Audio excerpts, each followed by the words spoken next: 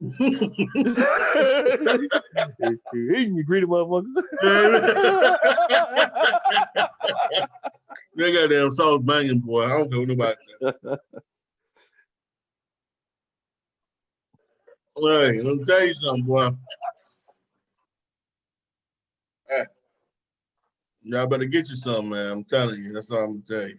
Yeah, man. You made me some turkey barbecue. I paid for it. Hey. Yeah. The spicy too. That shit on point. All right, damn. All right, peace and black power, everybody. Want to welcome you to another NCRBGZ Productions. I want y'all to get your pen, get your paper, get your popcorn, strap down to your seats, and get prepared to be enlightened, because we got a nice show set up for the family tonight. Yes, y'all can see the title. The title of it is Ancient African Society and the plagiarism from European secret societies. So we about to go real deep tonight, family.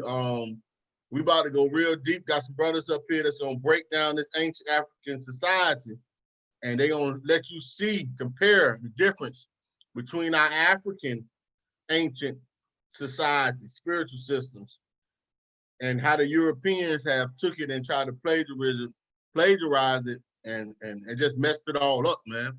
So we got two brothers up here gonna break this down. Like always, man, thumb up the video, leave us a comment, share the video, subscribe to the page, let people know what we doing here at NCRBGZ. And we thank y'all for taking y'all time out on this Saturday night, 10 o'clock, come up here, and be a part of history, because this history in the making. And we're gonna get the brothers about to touch on some stuff that too many people don't really readily talk about. And with that being said, I'm gonna just give back. I'm ready to listen and learn myself. So what I'm gonna do, I'm gonna give my esteemed colleagues, the panel members, the opportunity to introduce themselves. And I just want y'all to strap in, because you in for a ride tonight. Yeah, so Raul Bad family, so brother in the back, I'm just a student teacher, Sabian brother and student teacher of His Excellency, Dr. Malachi Z. K. York, also known affectionately by us as Baba Yanun, our master teacher. And I'll let the other brothers introduce themselves first.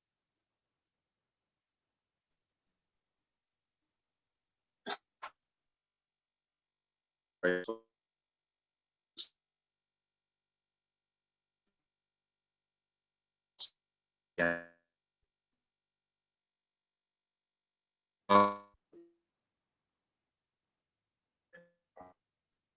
Hey, brother, Denton, we can barely hear you, brother. I don't know, but you're very choppy, brother. We can barely hear anything that you're saying. It's saying your network bandwidth is very low.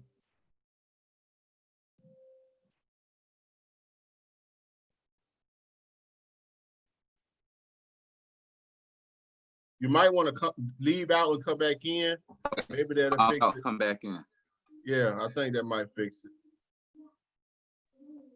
Well, until my brother come back in, this is Neb Ankh, Amun Ray, definitely Wapian, Master Teacher Dr. Malachi Z. York, and I'm definitely here to listen and learn.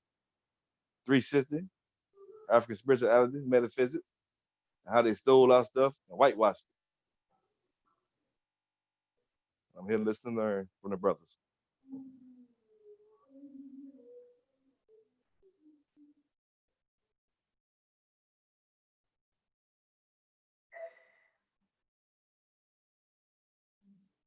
All right, brother, try now. I think it might be better now.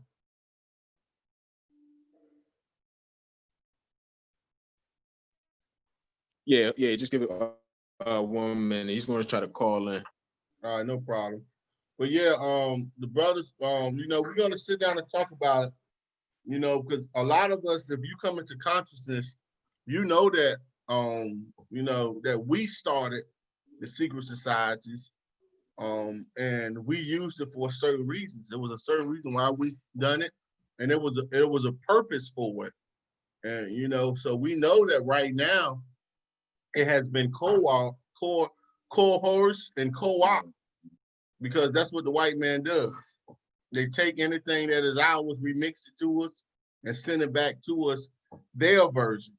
So tonight, we're going to set the record straight. After the night, should be no more confusion. Right? Yeah, so go ahead, brother. Yeah, so I just wanted to say we don't want to make this a lecture.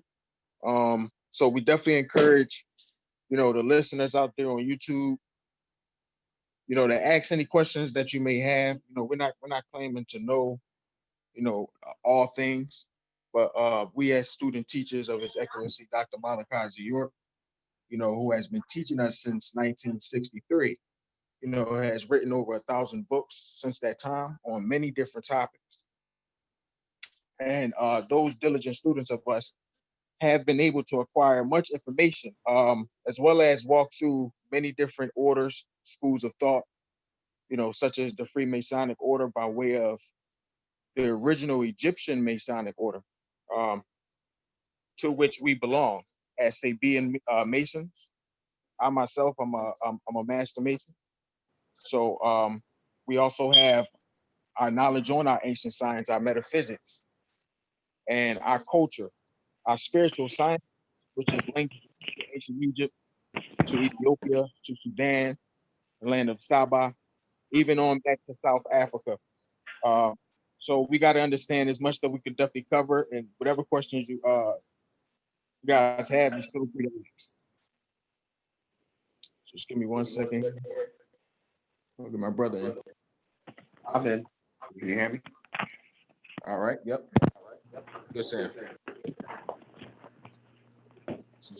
Okay, Rahubat. My name is Denton Reye. I'm also a student teacher of the Master Teacher, Dr. Malachi York, also known as Baba Yanun. And I'm just here to, assist in guiding everyone to right knowledge that is taught by way of our Master Teacher. And we can start off the question and answer class. I don't know if Brother Nabat Amun wants to begin, but I will pass it off to him.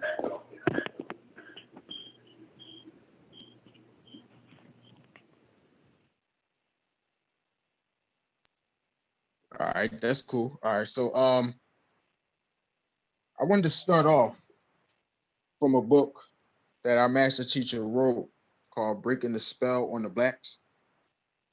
In this book, he explained that there was much information that was taken from us, our sciences, and it was replaced with religion. It was replaced with belief. And it was also replaced with corrupted secret orders that were taken from our original degrees or our orders that came from out of ancient Egypt, came out of ancient Africa. And these sciences dealt with originally black magic. When we say black magic, we think of something negative. We think of something evil. And we even may associate certain practices which are not black magic, such as child sacrifice, pentagrams, blood sacrifice, Baphomet. All of these ideologies and symbologies were associated with black magic. But the reality is that it's in fact white magic when we're talking about those things. Black magic was actually the benevolent sciences practiced by our ancestors in ancient Egypt, which didn't deal with any form of child sacrifice or human sacrifice, or let's say disagreeable practices, which did not correlate or fall in line with natural nature or the laws of the universe. And in this particular book, our Master Teacher explained and broke down how the adverse sciences or the adverse energies in ancient Egypt were referred to as Apophis or Apap. This was an evil, chaotic force that existed within the universe that attempted to permeate the balance of natural nature. So it was the opposite of Ma'at. APAP would have been the opposite of Ma'at, being disorder and chaos. With those sciences, they are manifested in the form of disagreeable forms or disagreeable energies.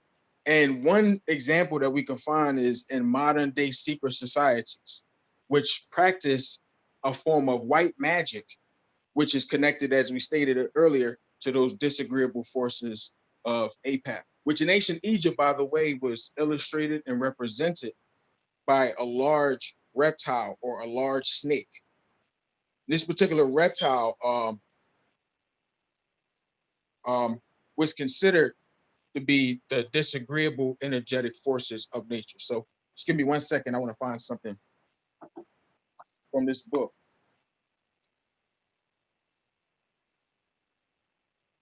All right. So in this particular book, our master teacher explained, he says here on page 19 of Breaking the Spell on the Blacks, he says, the adverse spell is also in the atmosphere itself, because Amam Leviathan, which is also a path, is broken down as Levi, meaning law, and Athan, meaning to emanate or sin. Amam is the ghost spell or gospel of spiritual ignorance and racial blindness. And the only way this opium-like hypnotic spell can be broken is the right knowledge, right wisdom, and right understanding of yourself, your kind, right? And knowledge of others. The reason the spell has existed for so long is because the spell itself is hypnotic and you are in a state of amnesia. And although many of you are waking up, you still need to remember and re-know who you are. So he explains here that this science is called Nuwapu. He explains, but it's also referred to as Wusabat, taught through the ancient Egyptian order. Ancient Egyptian order is one of our secret orders that existed in ancient Egypt that compiled multiple different degrees and sacred rites. But he says here, the ancient Egyptian order only works with nature and its atmosphere of the new sun cycle, the revolutionary cycle, after the year 2000, which was marked by the electrical storms on the sun that created bad weather patterns, deformed animals and humans, hailstorms, change in weather patterns, landslides, droughts, sinkholes, buildings and other structures collapsing, and war all over the world. So what are we saying here, family? These forces that I just mentioned that's taking place in the world today, such as the earthquakes, such as the wars, such as economies collapsing, all over the world, you know, diseases, viruses, people losing their minds. All of these are changes that are prophesied to occur as a result of the forces of natural nature. And these are changes that are introduced to the planet Earth during the renewal of a cycle. And that's the cycle that we're referring to is called the new 24,000 year cycle, where our ancient sciences from ancient Africa, from ancient Egypt, is being renewed in this day and time. Black people all over the world are beginning to wake up, right? They're beginning to break away from belief systems. They're beginning to break away from religion, and they're beginning to resonate back with their own ancient culture, their own ancient sciences, which dealt with being in tune with the forces of nature. And when that is attained to a certain degree, we have the powers to make it rain, to cause earthquakes, to cause the sun to shine, to heal people from a distance. right? During the sun cycle in ancient Egypt, we had many of these ancient sciences, and it's only being resurrected today. So I don't want to go on and on. Hopefully that sparks some questions for the people on YouTube. If not, I can just pass it off to my brother, Dentup. Maybe he has something to build on that so far. Robert. Okay, so a part of when we talk about the difference in black magic, it really deals with how.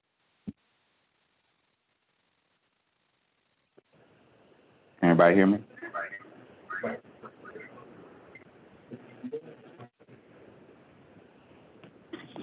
Yeah, brother. We hear you. You sound good. We hear you, brother. We got you loud and clear. Okay. All right. So our master teacher, Baba Yanun, has always taught to us that it's been a 1,000-year-old spell that is upon the African youth fully has over. And it is a spell of sleep. The spell of sleep is the spell of spiritual ignorance and racial blindness that was cast up 6,000 years ago, and by what became the religion of what we call aliens who came into Africa and spread the religion. These cast the spell of faith, which was taking away our ancestors' faith, teaching them to walk by faith and not by sight, to believe unseen. The first ritual of the spell of ignorance is what our race. So we have to first understand we had outsiders, we had aliens, foreigners that entered Africa with their spellbinding religions and opinions, their lives. And by what we call Leviathan, take down that word Leviathan, you get to the word Levi, which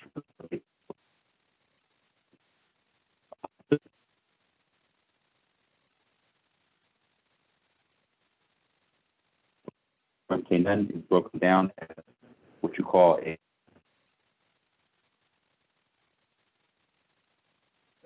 Hey, brother, you starting to go in and out again. I don't know what exactly is going on, but you're going in and out, so we barely able to hear you.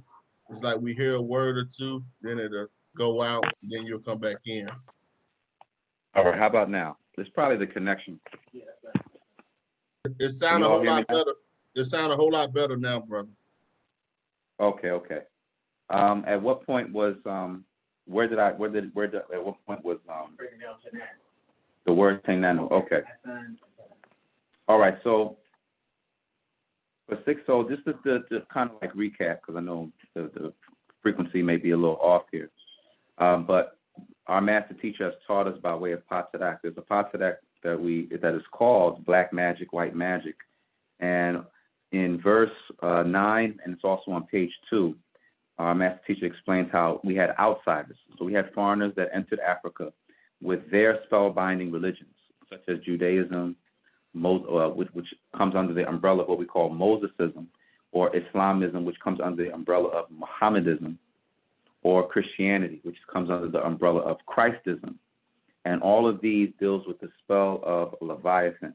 Okay, the spell of Leviathan, which came from the Caucasoid, and their sub-races who also obeyed the Caucasoid, as well as what we call their overlords. So there's always a certain hierarchy when it comes down to how things are being taught, how information is being disseminated, and how people also receive and accept it. So our master teacher has said that this white magic manifests in so many different ways. So it manifests as the mistranslations that you see in the Bible, the mistranslations in the Quran, the mistranslations that are in the Torah. These are, and all the different sub-denominations that came from it. This is what really spellbinded our race, because we were taught to just have faith and not really check or research or investigate the things that are being taught to us. And so it was written on stone tablets, scrolls, which became the Bible and Quran for their race, but not for ours. Okay, so as their God's chosen people that was outside of Africa, so this was not for us or Africans. So our master teacher has constantly he has been constantly teaching us that the Bible is not for us. All right, all of the different doctrines that come from it, the Quran is not for us. The Torah is not for us. So we're not Christians, we're not Muslims, we're not any of those different denominations of faith, they all come under the Abrahamic doctrine.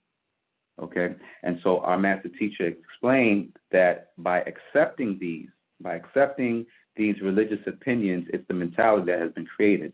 This is the reason why no one teaching for them, meaning that when you see other African Negroids and they're either standing in the pulpit or standing on a certain platform and they're getting paid millions of dollars, no one teaching for them, meaning that when they teach or when they preach, they're actually preaching for the Caucasoid race. They're teaching for another race of people, not for their own. They have never been able to really unite our race wherever, and not in any considerable number. So they come and go stand, and then they fall back down and back to sleep under this spell of deep sleep. And our master teachers also explained to us that this is also why the race of African Negroids as a people, no matter where on this planet, no matter who they mix or marry, have not been able to make real progress toward freedom and inner equality or a quality life. He's explained that once you are no longer thinking, you are no longer creating, and thus are not progressing. And that's what has happened after the past 6,000 years. Our race of people have actually been programmed to be in the lowest mental condition out of all the other races. And this is with the help of the Caucasoids. This is with the help of this spell of Leviathan, spell of sleep, okay, or what we call the spell of ignorance. And it's all by way of the God of the Bible and the Quran. This is dealing with the hypnotized, how our people are being hypnotized with a form of amnesia based off of these religious practices and based off of these religious faiths. And we can't remember how we built the pyramids. We don't know how to read our own hieroglyphics. So this hypnotic spell is a spell that is to ignore what is our own and to accept what is not our own, which keeps us mentally surprised as well as enslaved. So the way that they work their white magic, all right, the way that they work their magic is by this religious spell of faith, which tells us to reject our own fate. And there's a difference between faith and faith. Faith is when you deal with faith, they say that it is, the substance of things, not confirmed. All of this deals and plays with how the mentality starts to grow in that way, where we just believe anything that is taught to us, but we don't check it out. Fate, your fate actually deals with your genetics, what is inside of your genes, your intelligence. When we say intelligence, it means intel in genes, what your genes tell you to do by natural nature. So every single race on this planet is to each its own. So every race on the planet has its own culture. Every race on the planet has their own gods, their own doctrine.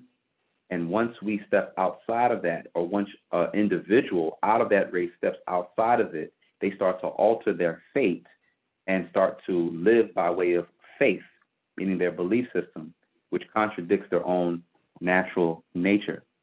And that's where we are today. We have been bred, and we've also evolved to an unnatural state of mind. And our master teacher now is here to bring the balance and the ma'at, or the justice and equality, so that we can regain our divinity, to regain our powers, so that we can succeed and unite as a race again and become powerful, one mind. And does anybody have any questions so far?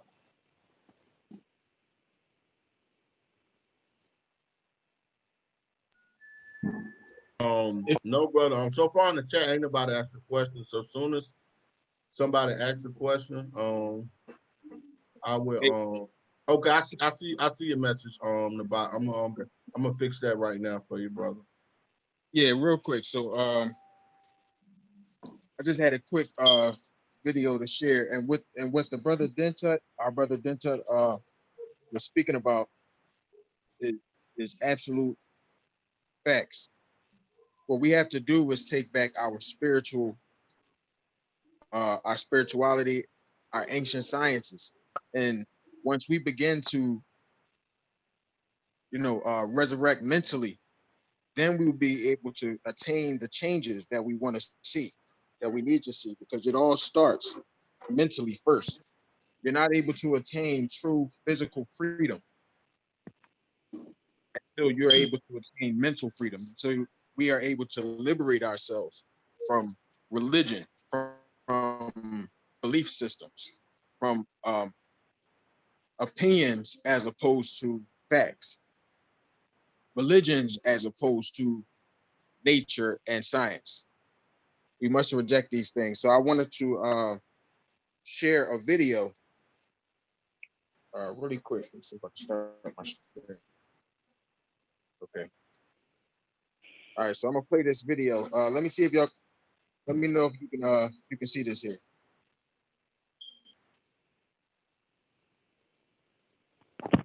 We can see it. Okay, all right. Just watch this real quick, fam. This will kind of give everybody a gist of what we mean.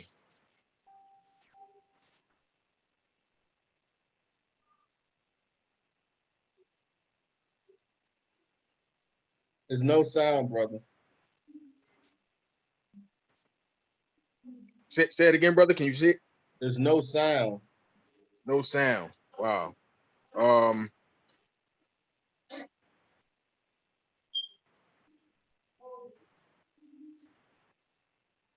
Try it again, but I didn't hear anything.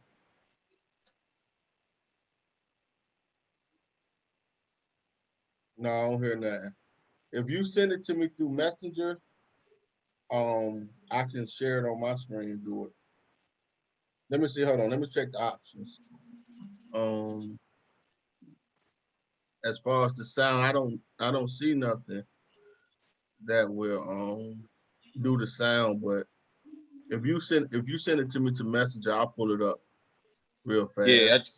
All right, so I just sent that to you. I just want the family to see this here. All right, so let me pull it up real fast. Yeah, stop sharing your screen, brother.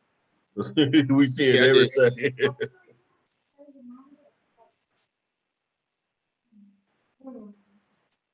Okay. All right, let me get it. All right.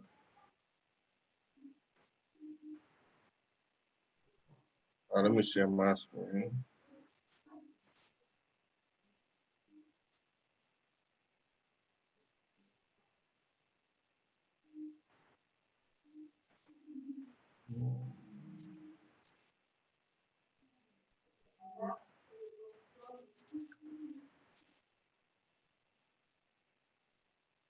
Come on, no, let's not do this.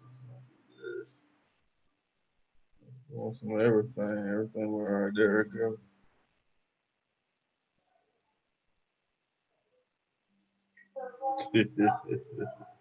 Y'all hold on, man. My stuff going crazy. Here we go. Yeah, it's all good. Yeah, forgive us, family. It's definitely short notice, but we're gonna try to work with it. All right, there we go. We got it. All right.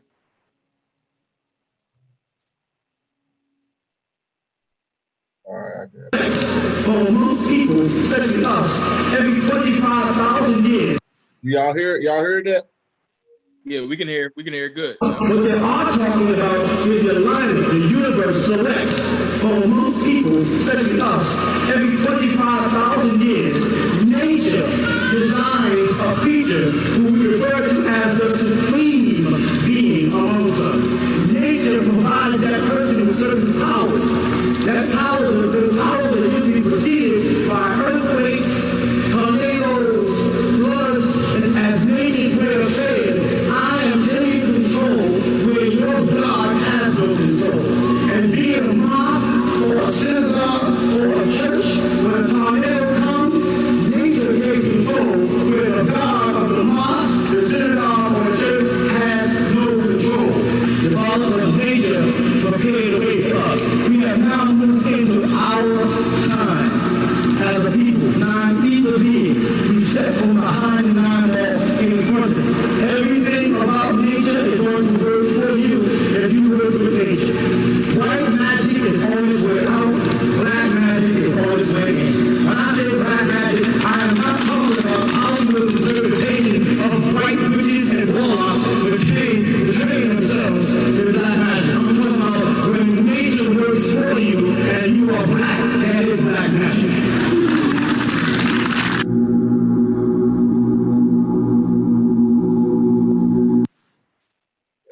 that, family, you know, that's just an excerpt from a class. But the point that's, you know, that the master teacher explained is that our sciences dealt with natural nature.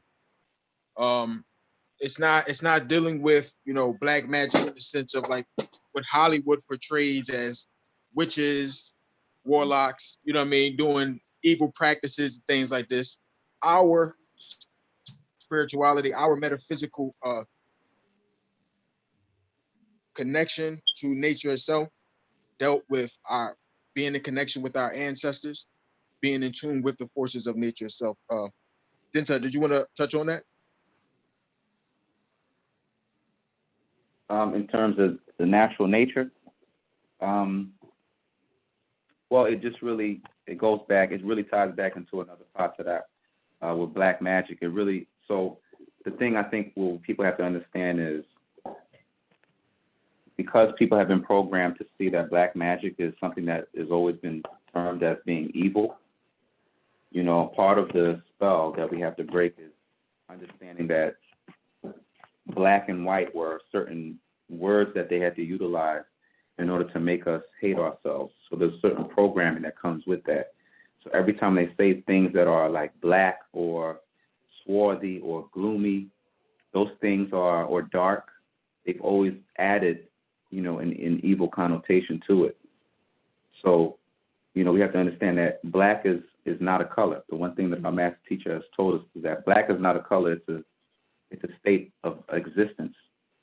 It's a state of existence. You know, black represents supreme balancement, and all colors actually come or derive from that blackness or the supreme balancement. So the first thing we have to understand is, we as a race, because we are dark-skinned people and we come into many different hues, the many different hues that we come in, and in terms of our vibration of the pigmentation or melanin that's in our skin, that relates to our spirit forces. That relates to how fast we move. The speed of the pigment deals with how fast the spirit inside the being moves. So everyone is at different frequencies according to how much melanin or how less melanin is inside of their body. And that goes into a whole nother science. But we've been for 6,000 years in a mentally dead state where we basically hate ourselves, you know, and that act of self-hate that is inside of our genes came from other races mixing in with us, you know, especially the Caucasian when it came down to slavery, or when they kidnapped us and mixed inside of us and raped our people. As well as being taught these religious doctrines that goes against our own natural nature. All right. So when you see our people that are in the church, that are in the churches, that are in the mosques or in the cathedrals, and they're praying to, you know, they're praying to God or Jesus or Allah, they're actually praying to spirit forces that are not working on their behalf, but actually going against them. Okay. So, you know, in Christianity, it would be considered the Holy Ghost. But a ghost is not something that is alive. A ghost is something that is dead. So our people are calling on dead spirits when they are inside of the church, and then those dead spirits, through what we call a walk-in or possession, you know, actually walk into these people when they're calling on these tones, and people become what they call catching or being filled with this Holy Spirit. But it's really not holy in the sense of being divine. It's holy in terms of something that is complete. All right. And people become possessed all the time. Actually, every Sunday, there's about 100,000 rogue spirits that come into this realm based on our people conjuring up these spirit forces in their religious doctrines. And because of the spell of sleep and the spell of faith, our people do not really sit down and really study the word. They don't really sit down and investigate the words that they are actually reading and that they believe in. So thus they come under that spell of white magic, which is basically our people calling on the ancestral spirit forces of the Caucasian race. And their spirit forces are actually working against us. And that's what we call white magic. All right, I'm just going to read a little bit here from this excerpt from this part to that. It says, Unuwap or Wusabat can and will break this evil, wicked spell if you read and let it work. It's black magic to remove the white magic. So it is futile trying to unite so-called Negroes or Afro-Europeans or Americans or Caribbeans physically or spiritually without first uniting our souls and etheric beings, that is, uniting mentally.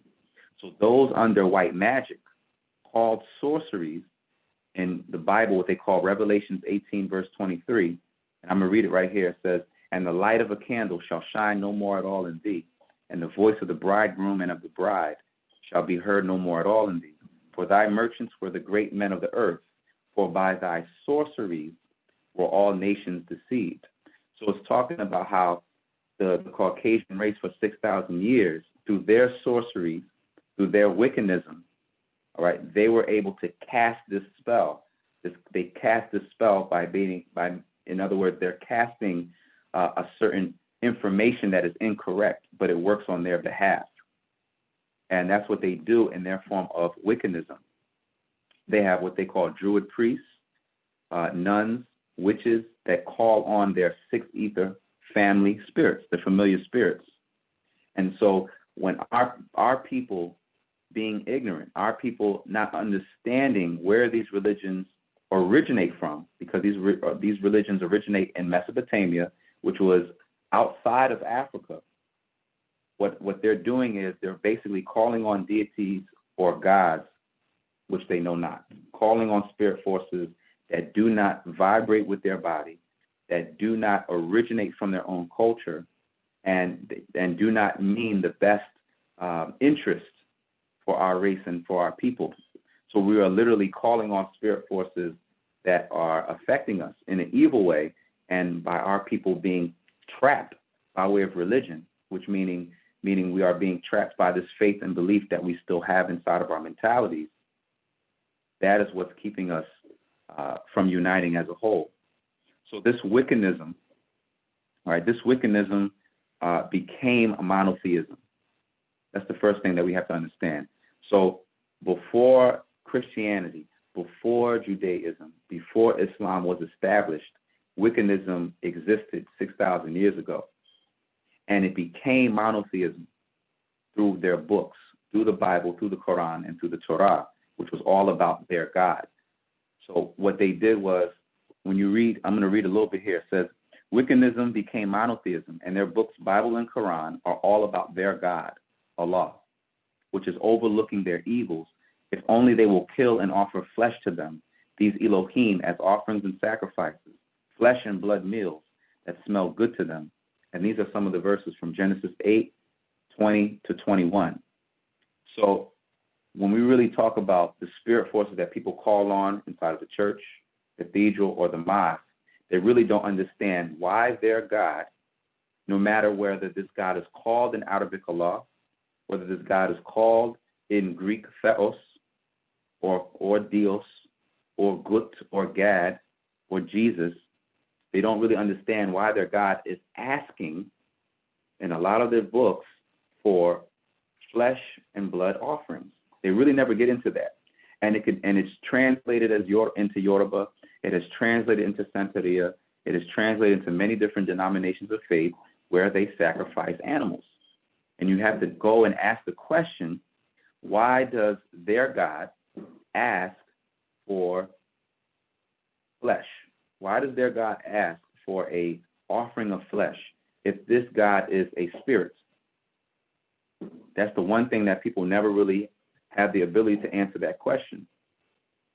Okay, and it's all throughout their scriptures, their God, right? Whether they see it as the monotheistic deity, Allah, or Theos, or God, or Yahweh, or Jehovah, they never really address the issue about why their God asked for this offering. All right. So I'm going to read a little bit here. If there's no questions, if everybody can look this up, it's called Genesis 18, and it's 1 through 8. Genesis 18, 1 through 8. And the reason why we have to go into the Bible and the reason why we have to go into their religious scriptures is because we have to reach our people where they are at. And a lot of our people are into the Bible, are into the Quran, and are into the Torah. So we have to reach them where their belief system lies. So it says here, did their Lord God eat flesh? And you can read this in Genesis 18, 1 through 8. It says, yes, and they did eat. This is talking specifically about Abraham and where the Lord God appears to him in this chapter. So this Lord God, in which they worship in spirit and truth, in many different languages all over the globe, in many different cultures, okay? This particular God comes down and speaks with Abraham, and Abraham goes and he fetches a calf, and he brings this calf underneath the tree, and this Lord God literally eats this animal, all right? And by sound right reasoning, we understand that if they are attributing creation to this creator, this monotheistic creator that they cannot see, which is also a spirit, an omnipotent, omniscient, omnipresent being, why is this being manifesting in the flesh and eating a meal, eating its own creation, when you really look at all of this? And all of this confusion is done by the mistranslations that are in the Bible, that are in the Quran, that are in the Torah, and how these preachers, these rabbis, these imams, these sheikhs, these gurus are all teaching misinformation. They're all teaching the spell of Leviathan and keeping our people trapped by way of religion, because religion is a business. Okay, religion is a business. So Baba Yanun explains here in verse 32, he says, now reread in the Bible the chapters of Leviticus 1 through 18, where you find the eating of flesh offerings. All right, in Leviticus 17, verse 7, you can look this up. It says, and they shall no more offer their sacrifices unto devils, after whom they have gone a-whoring. This shall be a statute forever unto them throughout the generations. It says, so their offspring, Caucasoid, love to eat flesh to this day, and have their religious rituals of sacrifices. Okay, this is also talked about in the Quran. This is chapter 108, verse 2, where it says, so your prayer is for your Lord, and sacrifice. All right, in Arabic it's Fasali li Rabbika wa anhar. Okay, Fasali li Rabbika wa anhar. The word anhar means kill, to slaughter, or to sacrifice. So just as in the Torah and Bible, the Quran, it repeats this ritual of killing animals and humans, and you have so many different, so we have wars, we have killing, destruction, famine, floods, fire from heaven. That is their religion and their gods. This is the spell, what we call white magic, or the white light. And remember that light blinds. Light blinds. So this is the white magic or white light that has blinded our people who are constantly believing in a God by way of their belief system. They want God to basically step in and fix all of these problems. But they don't understand that the same God that they're praying to is the God that is responsible for all of the destruction that is happening on the planet.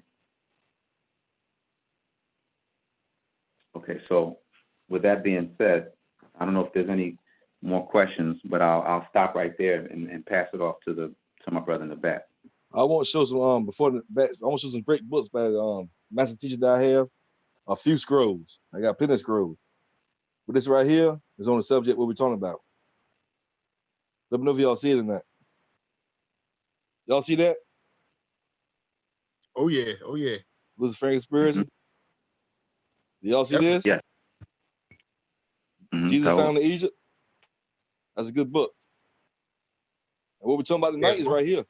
Sacred Wisdom. Y'all see it? Oh yeah. Well, this book right here. Right Knowledge Series. Yeah, we got those. I got those in front of me right now. What this right here? The man. Y'all hear me? Yeah, I hear you. Yeah, we hear you. Yep. Okay. Hey brothers, I have a question in the chat. Katina, she asked the question. She says, what role does this play in the role of family? This is a question that has just been asked in the chat. What role does this play in the role of the family? Right. I can briefly touch on that, and then I'll pass it on to my brother Denta. So our spiritual sciences deal with our relatives and being in tune with them on the other side. This also assist us with the family structure in the home. I'll give you a perfect example. There's certain things that you remember your grandmother teaching you as a child, right? Certain wisdom, certain things that she said, and she may have transitioned, she may have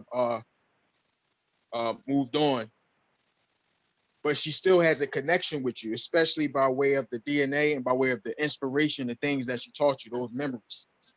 Um, Maintaining that connection with that family member, um, by way of you may have pictures up in the home, you have a memory of her already, already in your mind. But teaching those things, like let's say, for example, to the children, teaching those things that your grandmother taught to you, um, it helps maintain the power of the family structure, the traditions that we get from our ancestors. That is our culture. That is it's not religion. It's not something that's like spooky. It's literally it's just passing on the wisdom that you got from your ancestors, those positive things, and also maintaining a connection with them as they pass on, because they do still exist as a soul and as a spirit, and they still have the ability to assist us on this side. So by way of what we do every day is we have an affirmation where we align ourselves with the all, or the forces of nature, the universe itself. But we also align ourselves with our relatives that are on the other side. We remember them. We set up an altar where you may have your a grandmother, an uncle, an aunt, a close loved one, where you're still able to maintain that connection with them. And this also will assist you when you in your day-to-day experiences, because a lot of us tend to struggle because we forget those things that our ancestors gave to us. But just maintaining that connection on a daily basis of those wise things that they gave to us will assist you just in um, your day-to-day experiences. You'll come across and you'll maybe hear that thought, or something that your grandmother said will come across to you again. You know what I mean? That just maintaining that connection helps you to keep that strong. But also, Brother Denta, if you wanted to add on to that. Yes, the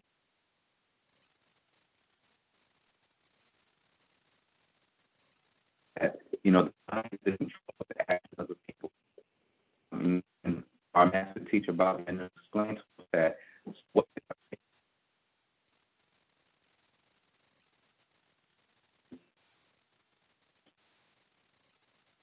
by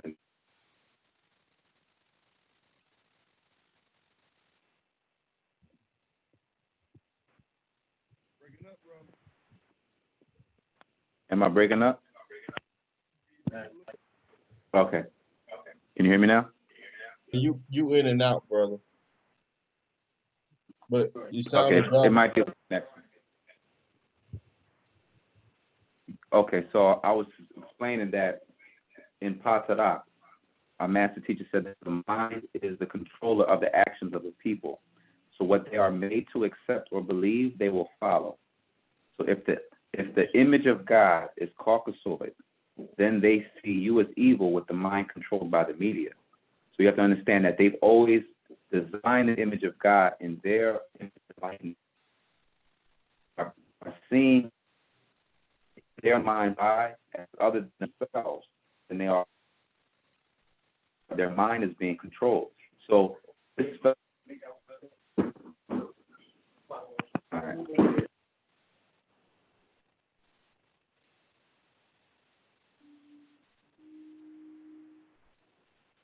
Yeah, the brother. Can y'all hear me now? Or am I that's still? Great right there, brother. That's great right there. This is better? Okay.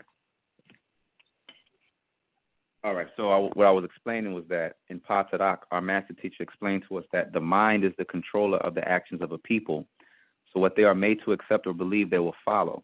So if the image of God is Caucasoid, then they see you as evil with the mind controlled by the media.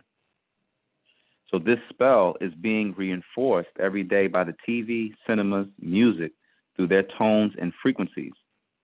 So these tones and frequencies, they can alter your DNA, thus affecting your vibration. And if you accept these foreign tones or sounds into your being, you will be changed mentally and physically. So that's what happens in religious circles. That's what happens with people who take on foreign doctrines, foreign belief systems, foreign religions that does not relate to their ancestors or their family spirits whatsoever. And what happens is people become no longer in tune with the voices of their own ancestors internally, who are there waiting to guide us. Okay, so what we do in our culture, Wu Sabat, when we talk about the science of sound right reasoning, is that we make the link to our ancestors on the other side. What we do is we tune into the station that our ancestors vibrate on and make that link by us being animists. That's the form of our religion. Is called animism. So animism deals with respecting the nature or the spirit nature in all things. We understand that the material world is built off of vibration. So once you understand that, everything has a vibration, from the glass bottle that you're drinking out of, to the chair that you're sitting on, to the people that you're communicating with, to the leaves that are, coming from, that is falling off the branches of a tree. Everything has a vibration. And when you start tuning into the wrong frequency, you start to become imbalanced and away from natural nature's frequency of your own bodily frequency. And that's what has happened to us as a race of people for over 6,000 years. So in our culture, what we do is that we actually tune ourselves into the frequencies of F major, A major, and C major. So we have altars to our ancestors. We have shrines to our ancestors. And so we light candles, we burn incense, we perform prayers, and all of this is communicating with our own ancestors on the other side. So we make that link. What religion has done is that it has created the concept of a God being outside of ourselves. So what our people are doing, being trapped by religious faith and those belief systems of doctrine, is that now they're praying to God outside of themselves, and this God they have never confirmed. So they're praying to a spirit force, calling on a tone, but they don't know the language in which that tone comes from, and don't know the nature of the spirit in which they worship, or the nature of the God that they worship, or realize, well, what were their original words? What were their original books in which the Bible, the Quran, and the Torah came from? People believe that these are the original scrolls when they were pretty much plagiarized versions that came from the Sumerian tablets, called the Enuma Elish and the Atra Hasis. These were in cuneiform stone tablets, the same exact stories that are found in the Bible, the same exact stories that are found in the Quran and the Torah, but they're 3,000 years older. So when we understand that, we have to really realize that these religions, these religious doctrines, have kept our people spellbound. They've kept our people spellbound by faith and belief, and we don't even want to ask a question or investigate or research to find out whether what we're actually believing in is an actual fact, and is it true or has it been confirmed? So our master teacher now, Baba Yanun, has been teaching over 50 years in and out of and jumping into different cultures and different religions and different subject matter and into different topics, because he wanted to liberate the minds of our people. He wanted to liberate the minds of our people so that we could think for ourselves and develop that sound right reasoning, but we were in need of right knowledge. And he's always said, I came giving you what you want so you could learn to want what I came to give. And what our people wanted was religion, but what he came to give us was our culture called Wu Sabat, which is a matriarchal culture in which these religions that are being propagated today by a male preacher, by a male rabbi, by a male imam or a male sheikh or a male guru, all of these are patriarchal doctrines, because no matter what language they call God in, right, whether it's Allah, Dios, Yahweh, Jehovah, Yahweh, the principle is always assigned to a masculine deity. So God is always a he, Allah is always a he, Yahweh is always a he, but every he comes from a she. So if they give or if they attribute their God to a masculine principle, then they're giving their God a gender. And the moment that they give their God a gender, then this God also must have a genetic, which means that he must also be physical. And if he's physical, then that means he also must come from a lineage, a bloodline. So that's where, in Wu Sabat, we remove the spookism. We remove the spookism of what religion teaches, and we dismantle the lies that religion teaches. When you break down the word religion, it simply means religio, which means to tie into. So everyone under the Abrahamic doctrines of faith and belief are tied into these belief systems. Whether they are, Rastafarian, whether they're Nation of Islam, no matter what their denomination is, they all fall under the Abraham, because he was the first being to make this covenant of what they call circumcision or Beth Milah, or what they call the Abrahamic rights. And they've coined Abraham as being the father or the patriarch of all these different religions, because he was the person to make this covenant with these Anunnaki deities or Anunnaki gods. So we say Anunnaki deities or gods because the Enuma Elish and the Atra Hasis, these cuneiform stone tablets, spoke about the Anunnaki. And through time, authors mistranslated these scrolls, mistranslated these stone tablets, and formulated the Bible, and formulated the Quran, and formulated the Torah, so that they could keep people under a one God concept. And so Anunnaki became lost, and then God replaced it. The word God replaced it. The word Yahweh replaced it. The word Allah replaced it. But it's all the same beings. So Abraham made a covenant with these Anunnaki thousands of years ago, and this was a covenant. This covenant was basically a deal for human as well as animal flesh offerings. Now, you say that today, people may look at you like you're crazy, but then when you ask them, why is God constantly asking for flesh, and why is God constantly asking for meat? If he is a spirit, then it does not need a physical offering. All right? So, but people don't, their reasoning has not grown to that level. Yes. And if y'all don't mind, I want to add in because, I do, when y'all was talking about controlling nature, I'm firsthand witness that we can control nature now, because I have done it. We have done it. My organization have done it plenty of times. We have done it. And like, I can get some of my organizational members to come up here. Members of my organization, they will tell you that we have done this plenty of times, as far as doing the going to the water and doing whatever we do and stopping it from raining. We have done that plenty of times. And I'm not afraid to say it, because we have done it so many times that I know it works. So I know that we can control the forces of nature. I know this. This ain't nothing I'm just saying to agree with y'all. This is stuff that we have done over 7 times, as far as when we're supposed to have events and it's supposed to rain. And we will go and we will do what we was taught to do, and it worked multiple times. So like, I'm a living witness of that. Now, we have another question.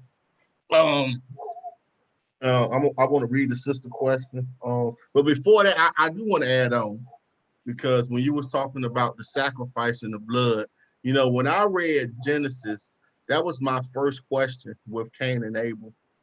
My first question was, why did God not accept Cain offering? Because Cain offered vegetables and the fruits and the plants. But Cain's offering was not received by God according to the story, but he received and accepted Abel offering, which was blood.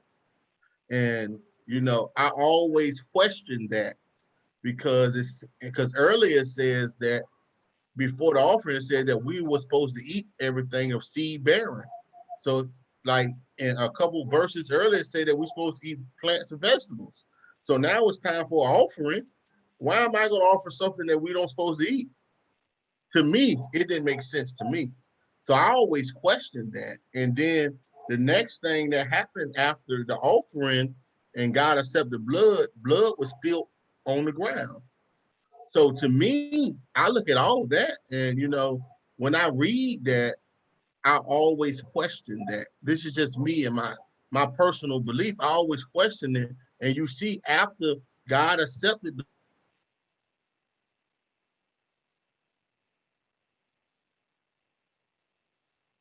Breaking up, breaking up, breaking up.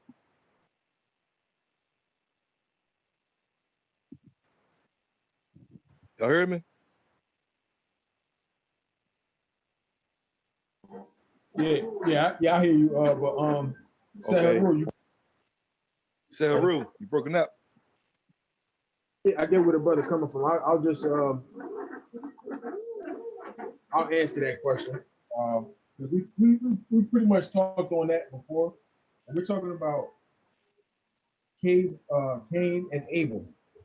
Again, like my brother did tell me, speaking referencing earlier, these stories come out of the Sumerian stone tablets, such as the Enuma Elish, the Etra Hasis. And in these stories, it actually gives like the detail of who this is talking about. So it says that God had Cain and Abel bring an offering. In the Sumerian story, this particular deity of God, his name was Enlil. And it was actually sort of like a festival or a feast of offerings, a day that took place where these Anunnaki beings, these deities in the Bible called Elohim, came together and received the offerings from Cain and Abel. And like the brother Saharu was stated earlier, Cain brought the fruit of the ground, and Abel brought sheep or flock, which is a flesh and blood animal. And this deity, God, in the Sumerian story, his name is Enlil, respected and accepted the flesh and blood animal and consumed it. And the story, the original story, clarifies that he did consume the animal and eat this flesh and blood animal. But when Cain brought the fruit, this extraterrestrial Enlil did not accept it. He rejected it. And the excuse is that because Cain the fruit was bad, it wasn't the best part of the fruit, or it wasn't from the best part of the stock. But in reality, they dealt with the fact that this particular being, Enlil, who was amongst these beings, these extraterrestrials, these Anunnaki, he particularly was a flesh eater, as opposed to another one, his half brother known as Enki, who was omnivorous in flesh as well as food. So Cain's offering was not accepted by this extraterrestrial being called Enlil, and that's what translated as the story. And it transpired as the jealousy which took place between Cain and Abel, incited by this extraterrestrial named Enlil. Again, in your Bible, this extraterrestrial being is being called God. Is being referred to as the creator of the universe. All of these titles which don't apply. But go ahead, Denton, if you wanted to touch on that as well. Yeah, I mean, there's a lot to be said about that. I mean, the reason why when you read the reason why when you look at the Bible today and you see God and he says certain things that are contradictory is because you had different beings speaking according to the different attributes. So in other words, when you see just the word God or the Lord God, when it goes into Hebrew, you'll see different titles. Like sometimes you might see Yahweh, sometimes you might see Elohim. And a person who is a linguist who really understands, Hebrew. Hello, can y'all still hear me? Yeah, go ahead, brother. Okay, yeah.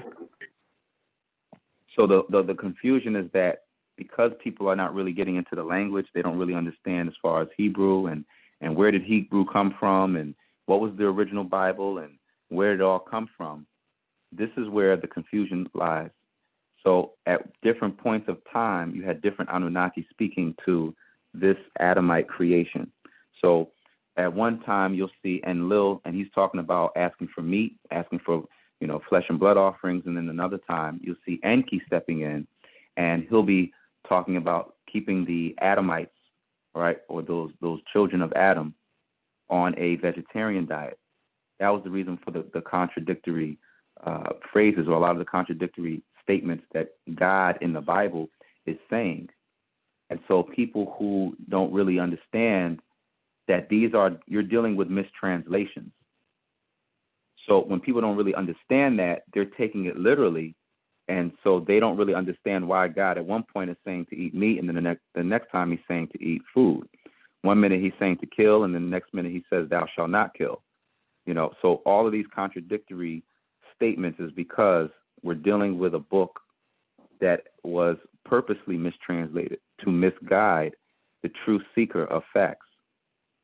So the moment that you open up the Bible and it says, you go all the way to Genesis and it says, in the beginning, God created the heavens and the earth, the person reading that comes under the spell just by reading it in English, because in Hebrew, it's a completely different interpretation.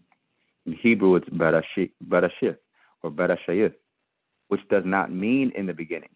It was translated to say in the beginning, where Bereshith simply meant to reconstruct, a reconstruction. And then when they say in the beginning God, well, they've made God a singular. So the person reading that interprets it as God just being one monotheistic person or one monotheistic being living or existing somewhere, but they have not confirmed his existence. But when you take it into the Hebrew, Elohim means three or more beings. So you have three or more beings that were reconstructing what they call the heavens and the earth. All right, but it's really dealing with this solar system. Okay, so it really wasn't dealing with all the heavens. It was only dealing with the heavens, which was the solar system, the planets within it, and the earth, because the Anunnaki came to this planet and damaged this planet and were responsible of repairing it. That's why it says Bereshith, which meant to reconstruct. So all of this ties back into the Enuma Elish and the Atrahasis, these Sumerian stone tablets where you're getting all these original stories. So our people still trapped by way of faith and belief are still calling on God, still calling on Jesus, still calling on Allah, but they've never confirmed any of these characters to have actually existed. So that's what they say when they say walk by faith, not by sight. When you walk by faith and not by sight, you're really just walking blindly. And that's that white light. That's that blind faith or that white magic that is keeping people blind to the facts. So our master teacher right now has incarnated to basically reveal all of these deceptions that our people are accepting, blindly accepting.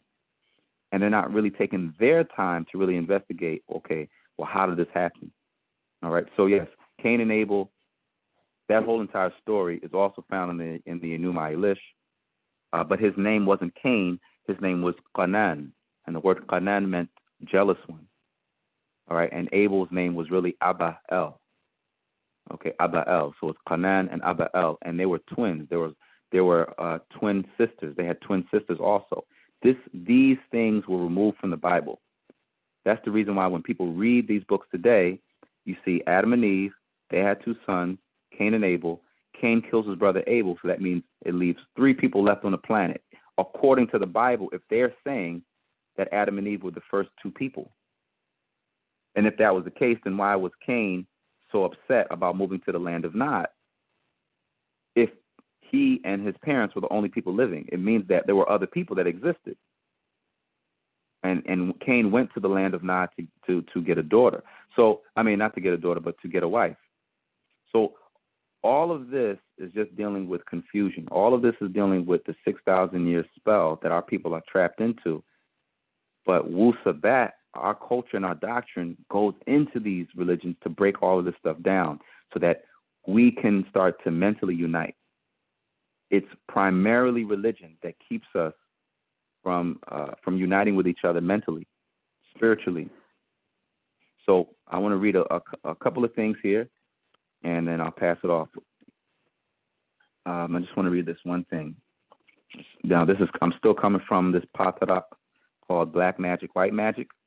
It says here, common knowledge, meaning knowledge that all or the mass majority of Negroids will overstand and accept, will unite our minds, link to our souls, and activate our emotions. There can be no mental unity as long as the spell of spiritual ignorance is upon us, and there can be no physical unity as long as the spell of racial rejection is ruling your emotions. When destruction of the spell is complete, the African will have a free and united mind. Wunuwap, Wusabat, by the help of the 9 nature forces, will destroy the evil spell of confusion, ignorance, apathy, and disunity among us. So a lot of our people are confused. A lot of our people are in an ignorant state of mind. A lot of our people are in an apathetic state of mind, meaning that they really just don't care, and they don't really choose to care. And then we have disunity. This disunity among us leads to the divisions and leads to the dissensions and all these other opinions that have nothing to do with the facts, nothing to do with confirmations. It says here, Wu Sabat is designed to free, discipline, and unite the minds of our race and others who marry to our race from other races of people. Then the rest of our heritage will come as sufficient effort is made to live Wu Sabat. So in our culture, we have our own dress. We have our own language. We have our own customs. We pray to our own deities. We understand who are and acknowledge our own ancestors. We understand that Panataru, or what we call the Neteru, the Egyptian deities, are part of the bloodline of Africans on this planet. So those are the deities, those are our ancestors that we respect and we worship and we feed their forces. All right, now this is talking about the soul as well as the etheric being. It says here, when we speak our language called Mizbatia, also known as the Sabic language or the Sabian language, all right, when we practice our own culture from times past to now, this is what is going to lead into generations of our children. The generations of our children that live our culture and way of life are going to be the ones that in pristine purity will resurrect, all right, will resurrect all of this positive forces, these 9 etheric forces, the positive forces of our genes.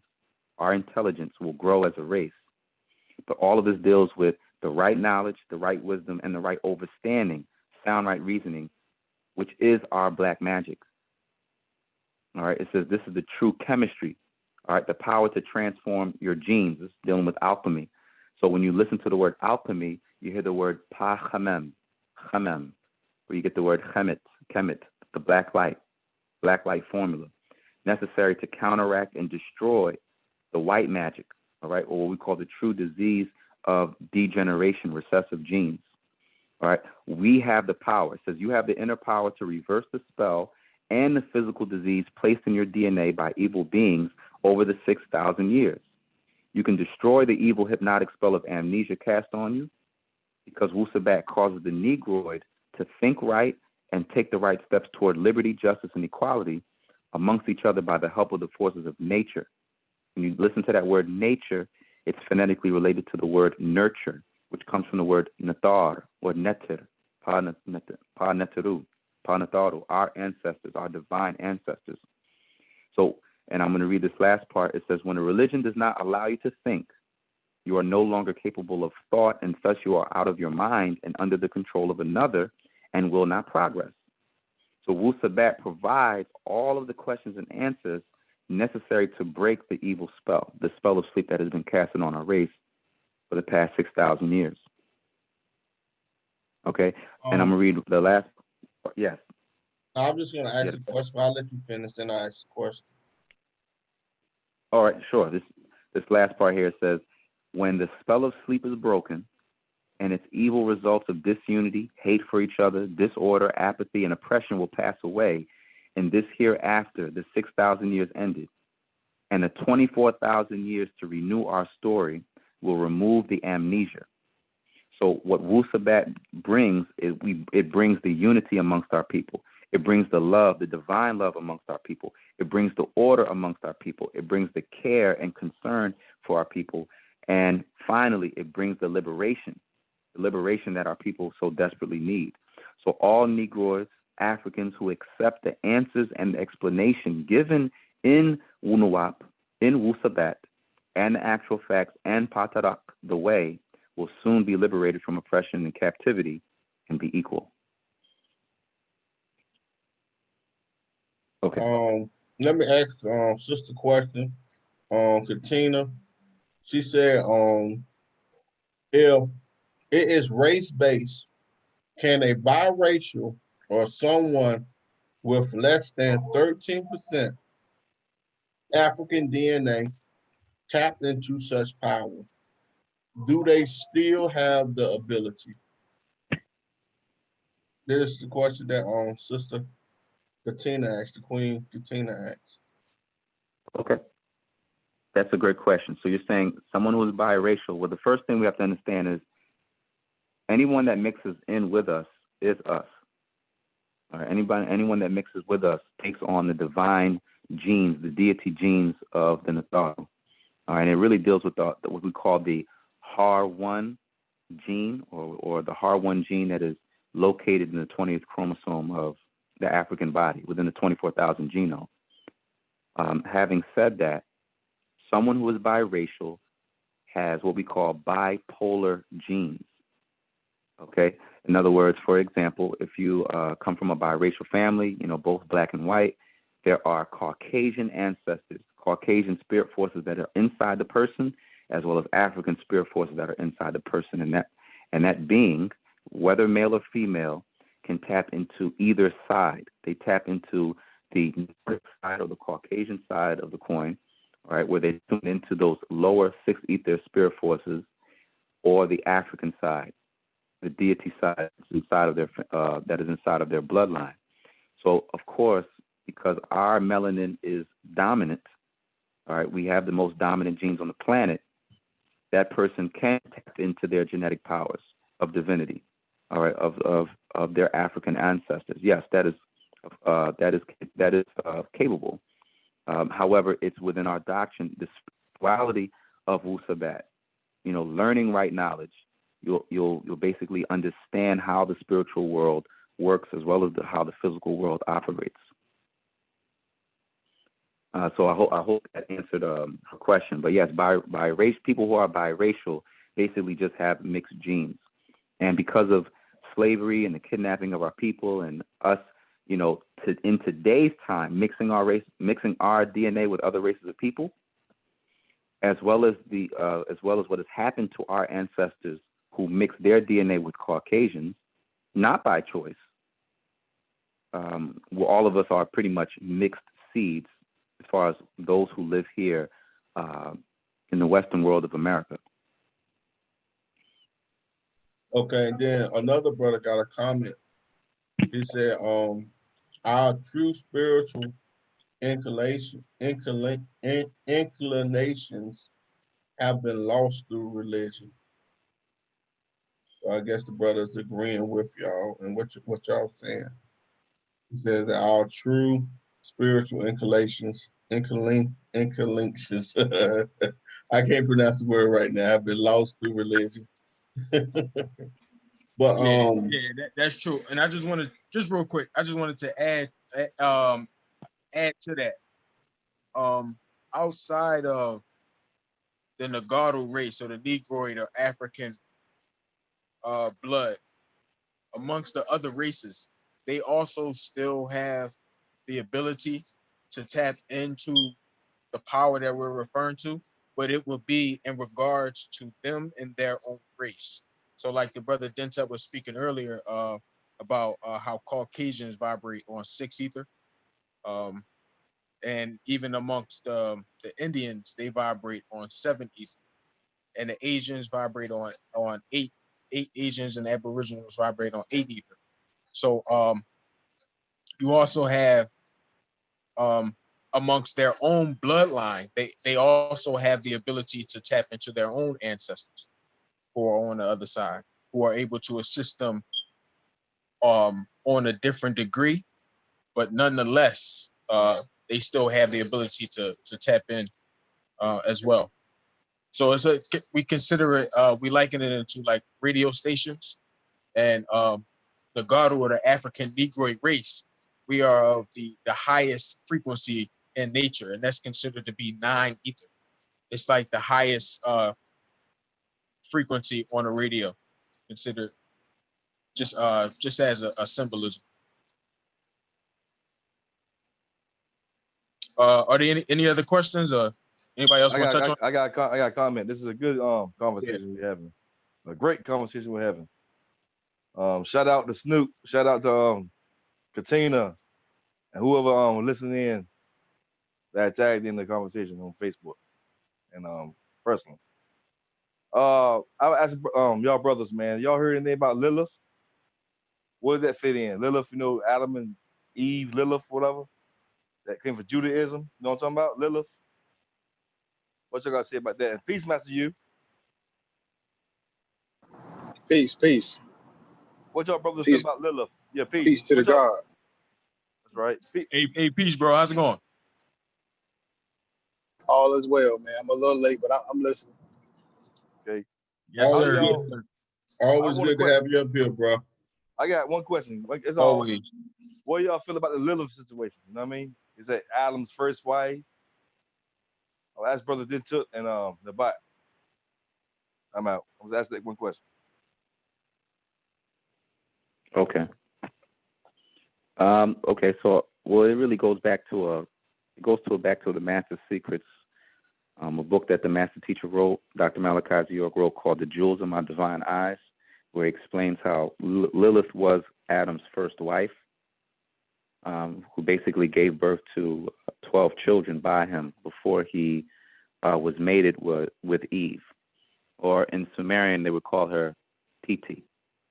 And so, Lilith was always described as, as a woman that would represent the essence of a woman that would lead a man off the path by way of her, lustful ways, And so, basically, she was associated with, that sex force that a lot of men succumb to when it comes down to, the powers of what we call, the sex forces really just deals with 6 ether. When you deal with the number 6, phonetically relates to the word sex. So 6 is sex.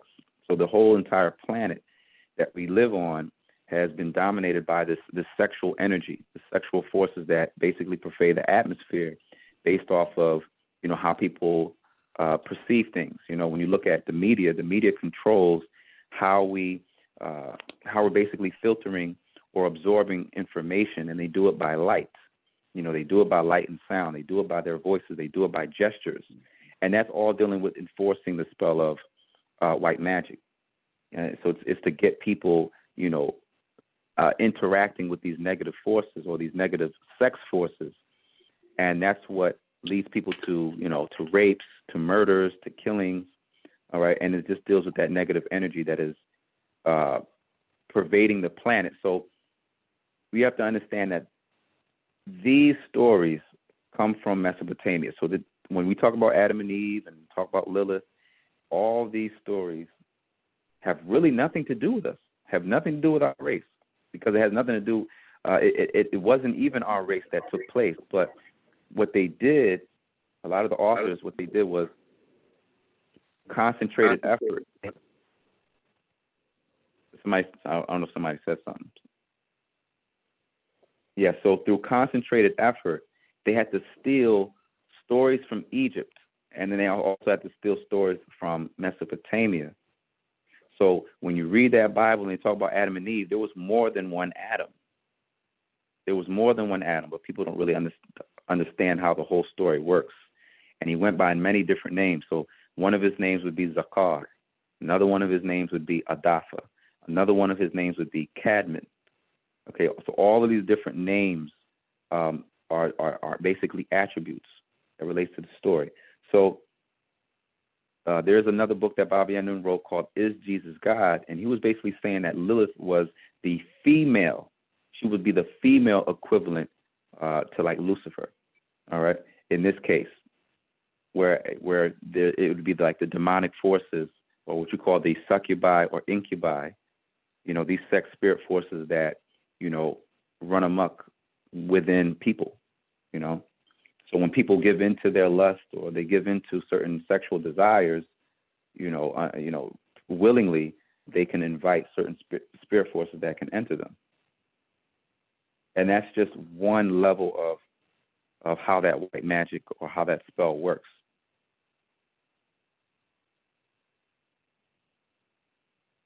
Is there any more questions or? Hey y'all, I'm back in. I don't know. My stuff kind of like chopping back and forth.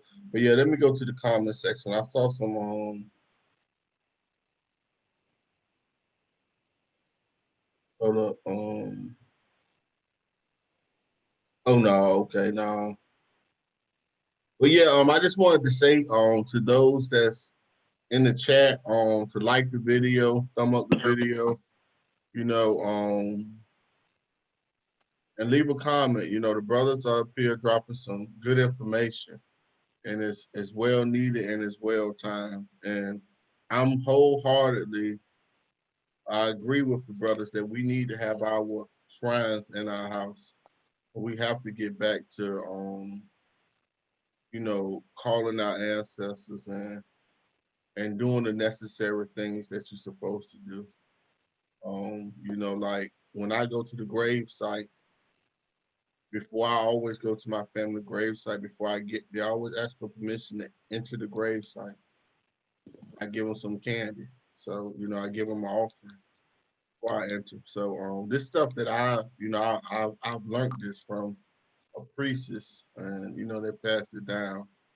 So, you know, I love when I hear y'all talking like this, because this is stuff that I do.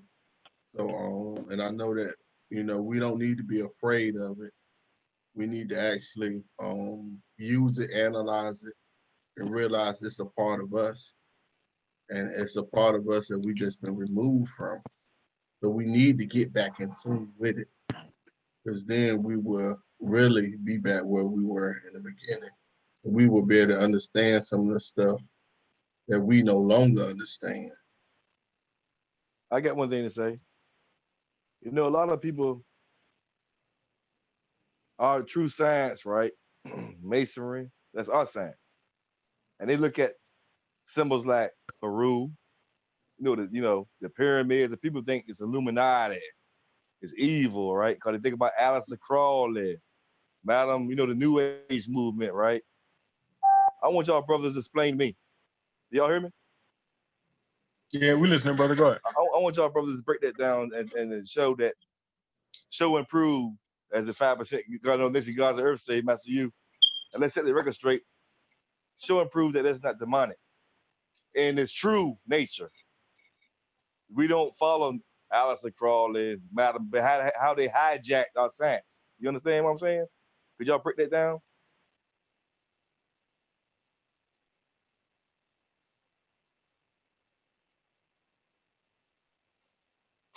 I would tell you. Let me just, this is from my perspective, okay? I'm gonna go right here because I gotta quote something. But go ahead. Okay, anything that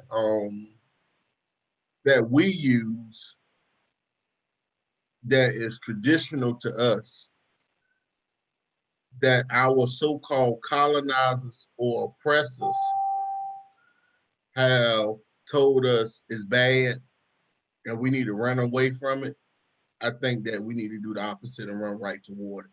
Right. I don't believe that you're gonna tell me to stay away from something that is so bad, but yet it didn't have effect on stopping us from being enslaved. And see, this is some of the stuff that I just use with regular logic. Just regular logic. Where if this stuff is so bad and so horrible, why they didn't do it to the slave masters? Like, you get what I'm saying? Like, if this stuff had the power, like they make it seem, well, why didn't they do it to the slave masters and get them to all come down with diseases and die out? Like, you get what I'm saying? So, like, that in itself should let you know that some of the stuff that people have claimed about it is just because they are taking it from the eyes of the colonizer. They're taking it from the eyes of the white man. So the white man ain't gonna tell you nothing to use to benefit you. You look at what they done in Haiti. When they had their when they beat the French, what they do? They done that ritual and they had a sense of you can't kill me. So they don't want niggas. I'm sorry, they don't want us. I don't want to say the word niggas, man, but they don't want us in America running around like that. Can you imagine us in America right now? Running around here taking 3-4 bullets thinking that y'all, come on, man. They don't want that. Because they understand that would be the end of them. So obviously they have to take anything that we can use to better ourselves. Anytime they take the drum away, they took the drum away, bro. Like, anything that we can use to communicate with each other, to better ourselves, or to give us a fighting chance, they took it away. So, I never looked at it as it was negative or demonic, because I don't see how you using nature as demonic. That's just me personally. So, I just never looked at it that way. And I felt like if it was that case, they would have been used it on the slave masters. Like they would, and who was doing the cooking? Like, who was in the kitchen cooking? Come on now. But my thing is, Stuart, though, you see the, people, we talking about Egypt, and representing Egypt, right? Our ancient culture. A lot of people go to YouTube and see these videos of Jay-Z and One Eyes, Madonna, and they get confused. You see what I'm saying? They doing that new age stuff. See what I'm saying? Not our shit. You understand? But people get confused. Go ahead. What that is, that's yeah, go ahead, brother Nabai. I'm gonna be quiet. Yeah. You go ahead. You can finish up. Only thing I was gonna say is that is the watered down version of it. You get what I'm saying? It's just like like Bitcoin was great until the world found out about it. You get what I'm saying? Like when Bitcoin was not mainstream, it was a shit. But as soon as the world found about it and it so-called arrived and it got that mainstream notoriety, you see what's going on with it now. You get what I'm saying? And that's the same with our ancient systems and our ancient cultures. Once people get it and they already afraid, like how you gonna be afraid to be illuminate? Right? Why are you afraid to be illuminated? Like, come on now. I mean, when you look at the word and what the word means, why are you afraid? What is it? Why should you be afraid to be enlightened, man? But my thing to it though, they're not really studying the stuff we do. They're getting the like you said, the watered down, plagiarized version of it. You know what I'm saying? Yeah. Can I? It's Master. I'm gonna add on after Brother Nabat. I know Brother Nabat had I don't want to cut my brother off. I know he want to add something in. Go ahead, Brother Nabat. Well, yeah.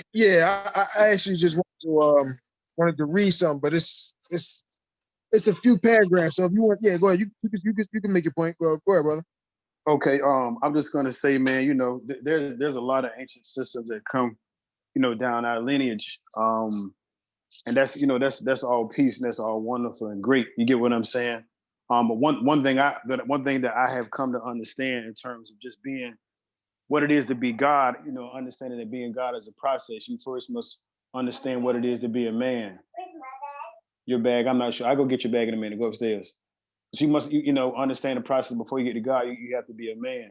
And anyway, my point is the whole process of understanding who you are. Okay, I'm gonna look in the car. Sorry about that. My little son asked for some pajamas. So yeah, anyway, understanding who I am as God. One thing I realized is that even more so people giving you a religion is people giving you a culture, because a culture is your way of life, and a religion becomes associated. Mario, just go up there. Go up there. Go. I'm sorry, my son begging for some pajamas. But anyway, yeah, like anyway, let me get to my point. So I know I heard a brother talking about, you know, a lot of people brothers talking about the whole aspect of religion, how religion is a downfall. I would add and say it's more of it's a culture, it's our way of life, because even outside of our religion, it's our whole way of life. The holidays that we practice, things we spend our money on, just our whole belief system. You get what I'm saying? Just the way we act and move as a community, it's our way of life. It's a culture, and the religion becomes like a part of that. And I'm just adding on bits and pieces that I've heard. And I would say anybody can tap into the God conscious. Anybody can do that. And the so-called colonizers, you know, they studied your science and they knew what it took. They became aware of what we showed them, and they took that and they flipped that, and it made them prosper. It made them grow. So anybody can tap into the God conscious. They can't tap into it to the same effect as you can. It's like if a wolf taught a dog how to fight, that dog can get out. It's still not a wolf, but it learned certain things from the wolf, so that particular dog can go and adapt in certain situations. And so you look at our colonizers, what they did is that they studied your science. And when they studied your science, they can't do everything that you do, but they sure can remix it and live a very good life and understand how to keep you down with it. And so like for me, when it comes to us, man, all our ancient systems, all that stuff, the biggest proponent for me is understanding who we are, period. Once you understand who you are, it don't matter. And it don't matter if you pouring libations or none of that stuff, because none of that stuff has ever saved us from getting slaughtered or murdered by police, getting whipped by no colonizers. None of that stuff helped. When it came to Haiti, I know they did voodoo, but I'm just gonna say all that stuff did was really hype them up. I don't think it was like a placebo, not a, it was called a nocebo. I think it's what it's called, but it was a placebo effect to give them an inspiration to go and do whatever it is. When us as Black people, when we get our mind frame on a certain vein, then that's a wrap. That's why J. Edgar Hoover said, the greatest threat to America is a Black Messiah. It's not just one Black Messiah, it's many Black Messiahs. When we get together and we unify, we don't have to pray to make nothing happen. If you want to do it, that's peace. That's on, you know, to each person. But it's when you can look in the mirror and identify God within yourself. It don't matter what they steal, because nothing is above God. It don't matter what they copy, because nothing is ever above you. And once we realize that as a culture, then it's game over. You get what I'm saying? That's why, and they understand this stuff. That's why they created stuff like COINTELPRO. You get what I'm saying? That's why when they come and give you a Bible, like, you know, our people, I don't want to say our people are sheep, but we will follow behind things because it's what they said. Like, you know, a Black person may say one thing and a white person say the exact same thing, but they'll believe the white person over the Black person. They saying the exact same thing. But you know, the way that we've been taught is that they are always right. And so my whole point is this, is when you can look in the mirror and you can pray to yourself and understand who you're praying to. It makes sense what I'm saying? Makes sense. You're making a lot of sense. You get what I'm saying? You know, like we got a degree in the student enrollment. It's the knowledge to be the first degree. It said, who is the original man? The original man is the age-added Black man. Get what I'm saying? The age-added Black man, the maker, the owner, the creator of the planet Earth, father of civilization, God of the universe.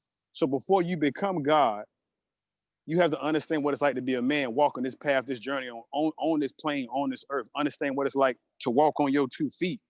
You get what I'm saying? How it is to raise a family, how it is to treat your mom right, how to move and act, you know, and be righteous. And then you learn through them steps and you elevate your highest level of consciousness. You begin to understand, well, why am I praying to a God that don't exist? Or whatever it is that you believe in. You realize all them things exist in you.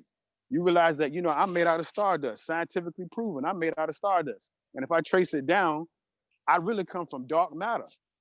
You get what I'm saying?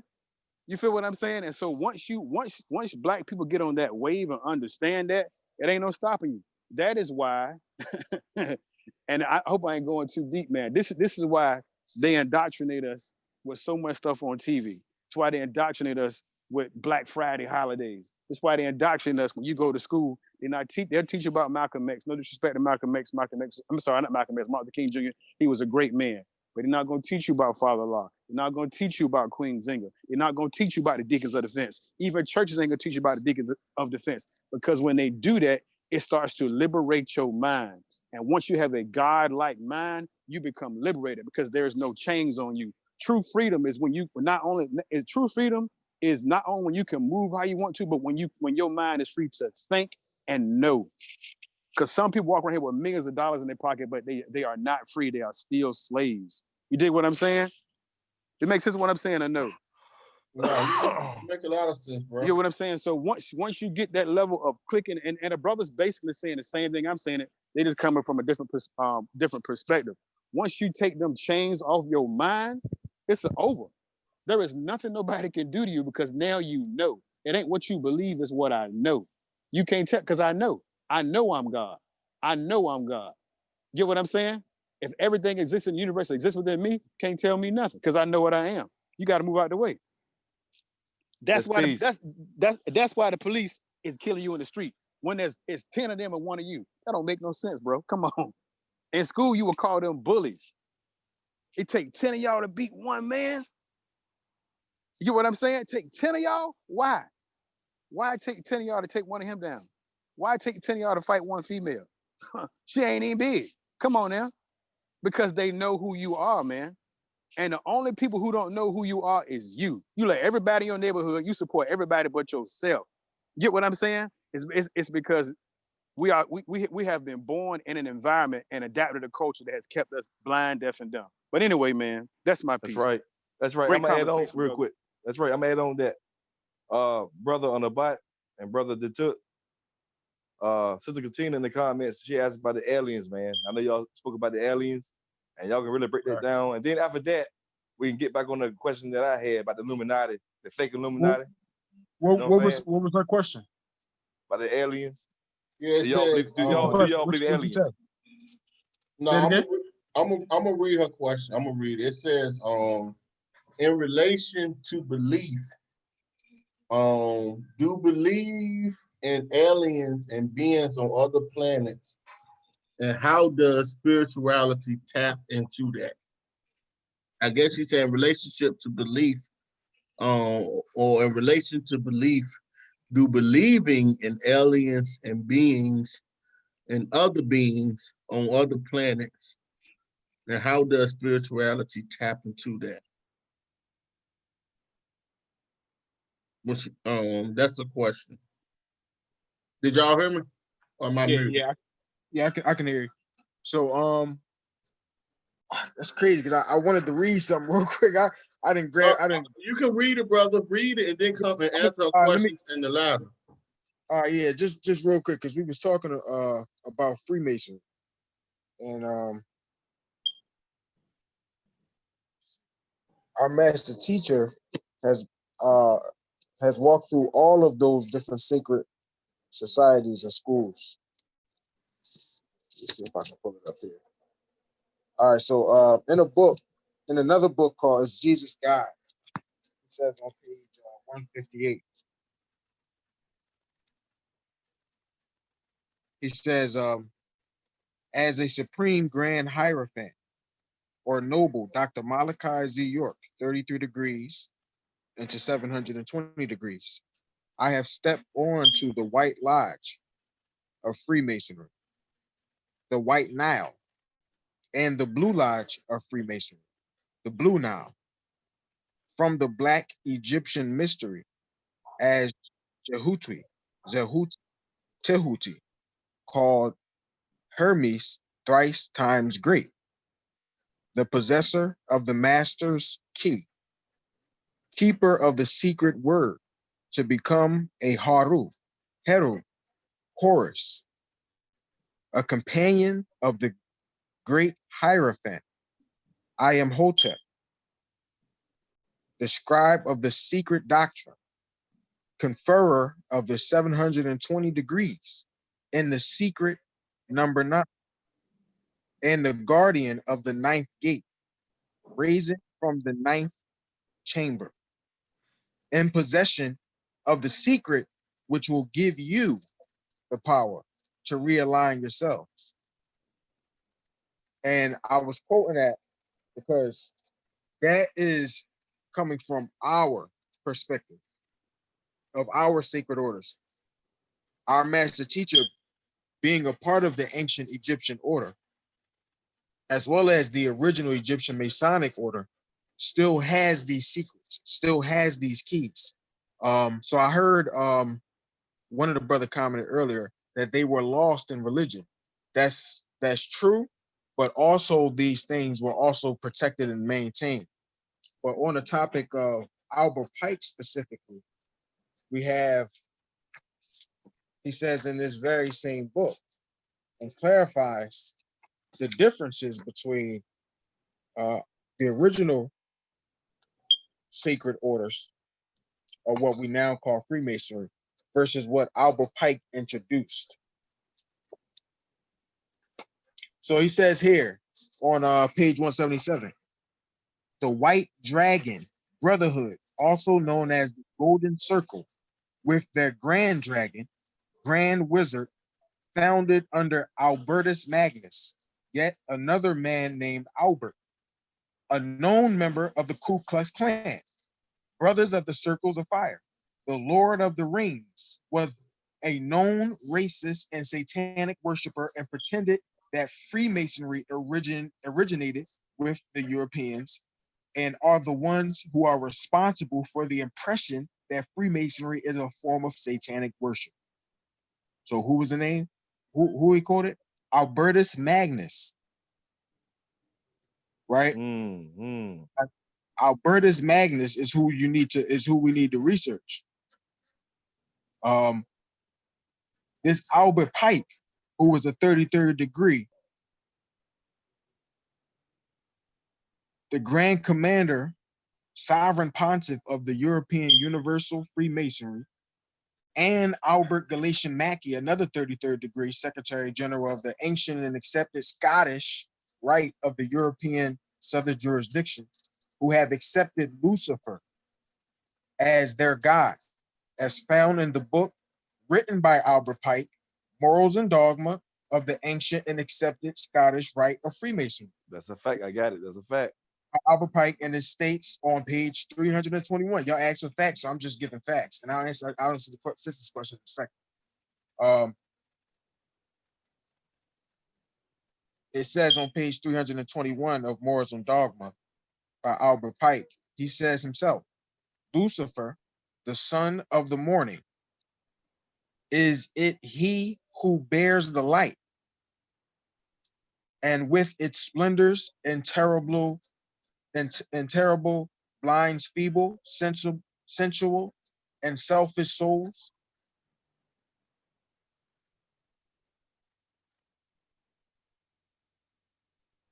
Do y'all get that? Because that's saying, is it he who bears the light, and with splendor, right, intolerable, blinds feeble, sensual, or selfish souls? Doubt it not, for traditions are full of divine revelations and traditions. So in this particular quote, he's glorifying the power that Lucifer has.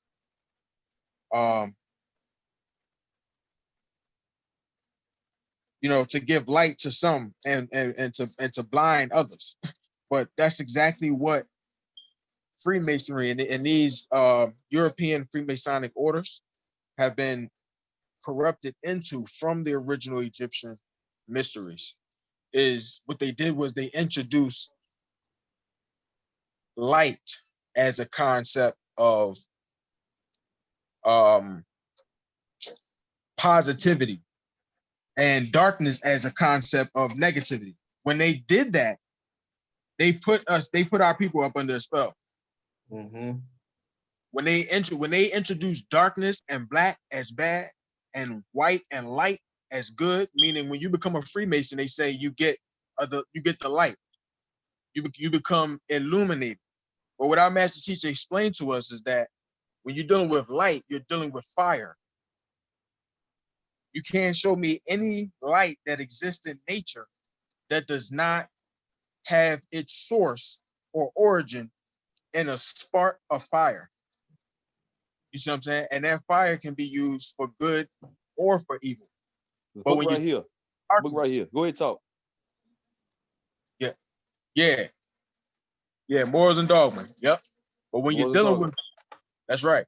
That's right. And that's exactly what they turned it into. They took the I out of the center of the square and the compass, and they placed the letter G.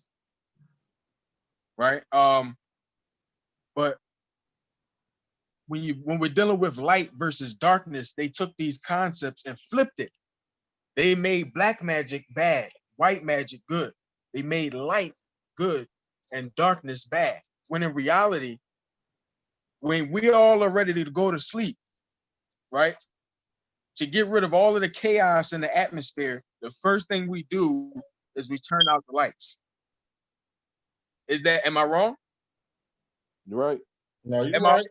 I wrong? You turn out the light. And the reason why you turn out the lights is because it eliminates the chaos that surrounds you, the things that are in the room. You know what I mean? The moment the light comes on, chaos starts. Chaos begins. But before there was light, you had darkness.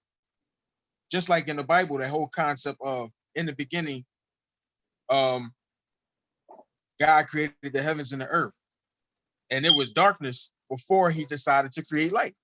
So these concepts that was reintroduced by Albert Pike, right? And these Europeans, they have literally flipped the mysteries and flipped the symbology from of what they got from ancient Egypt, which we only gave them 3 degrees of 9 degrees. There were 9 degrees that existed in ancient Egypt as the ancient Egyptian order. Alexander the Great and these Europeans and these Hyksos kings that came into Egypt only received 1/3 of that as 3 degrees. So we just got to keep in mind that what we have and what we have maintained, as opposed to what we know is actually being practiced today by way of European Freemasonry and those who follow them, is 2 different things. And there is a divide even to this day between whites and blacks in the Freemasonic order. But to answer your question, sister, the sister asked about extraterrestrials and aliens. How does that relate to our spirituality? Well, in regards to what we're referring to, when we talk about aliens, there's a distinction that needs to be made as well. It's when we say aliens, we're simply referring to extraterrestrial, anything extraterrestrial. Extraterrestrial simply means anything extra that comes to this terrestrial planet, because the word terra or terrain deals with the physical earth. So anything extra that comes from outside of this world, once it comes into the atmosphere of planet Earth, it becomes classified as an extraterrestrial. And that can refer to anything from a comet to a meteor, right? To different to bacteria that comes into the Earth's atmosphere from outer space, to different life forms. And so we want to be more clear. We have to be specific when we're referring to aliens or extraterrestrials. And our aspect, our history tells us in ancient Egypt that we have our ancestors that came from the Orion star constellation and the Sirius star constellation, right? These 2 star constellations are the origin of where our ancestors in Africa, in South Africa, this is where we were seeded on planet Earth from these 2 places. Sirius star, and you can do the research because it's still communicated by way of multiple African tribes, and it's recorded throughout the African continent, as well as here in Native American. You have Native American tribes, which also recognize the Orion star constellation and the Sirius star constellation as being the origin and the place where they would say, like the Native Americans would call them the Star Brothers, right? Or they would say our parents from the stars, right? This is history that is still maintained throughout, that is still maintained in museums and also in the tribes that still exist in the Americas and South America, as well as in Mexico.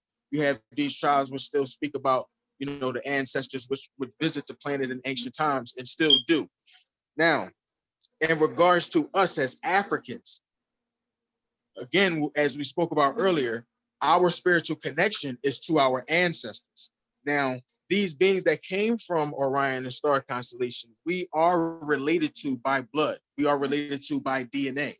And as we spoke about earlier, our power, right, comes when we connect with our relatives, when we connect with those who are of our DNA, when we recognize the power that we have as individuals. And that comes in the form of connecting with the ones who are here now, your family members that are alive around you. That's first.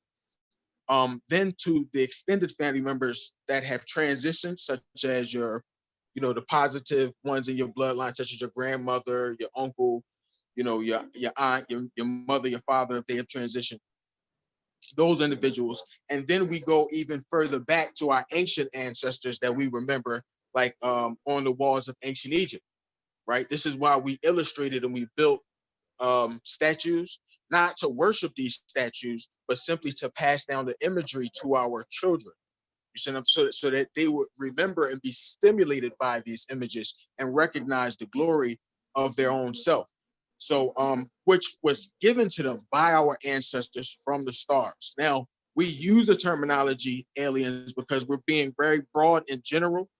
Not all aliens are related to Africans, and there were multiple extraterrestrial beings that visited the planet Earth in ancient times, who we don't necessarily have a spiritual connection to. That's something that was being distinguished earlier, such as those beings who are communicated in the Bible and the Quran.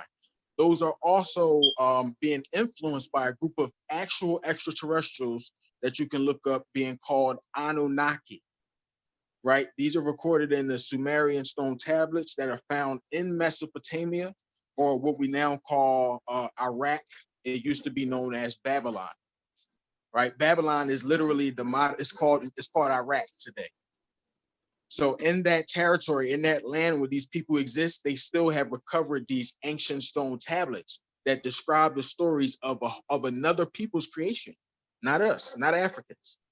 These other people's creation, which are the Adamites, right? As a result of another group of extraterrestrials visiting the planet in ancient times and performing different genetic experiments. So we need to be able to distinguish the spiritual connection that we would have with our own ancestors, as opposed to, like, say, for example, in India, they have their connection with their ancestors who they say came from the stars, specifically a star constellation called Nirvana. In India, they recorded as. So in China, they have the same thing, the Draco star constellation. So the history is all over the world. It's just that religion doesn't want to look at the science, and science doesn't want to effectively analyze the documents, the genetics, the artifacts that are around the world in relation to these stories. It just completely discounts them. Like, say, for example, an atheist will completely discount the Bible and not examine it, completely disregard it.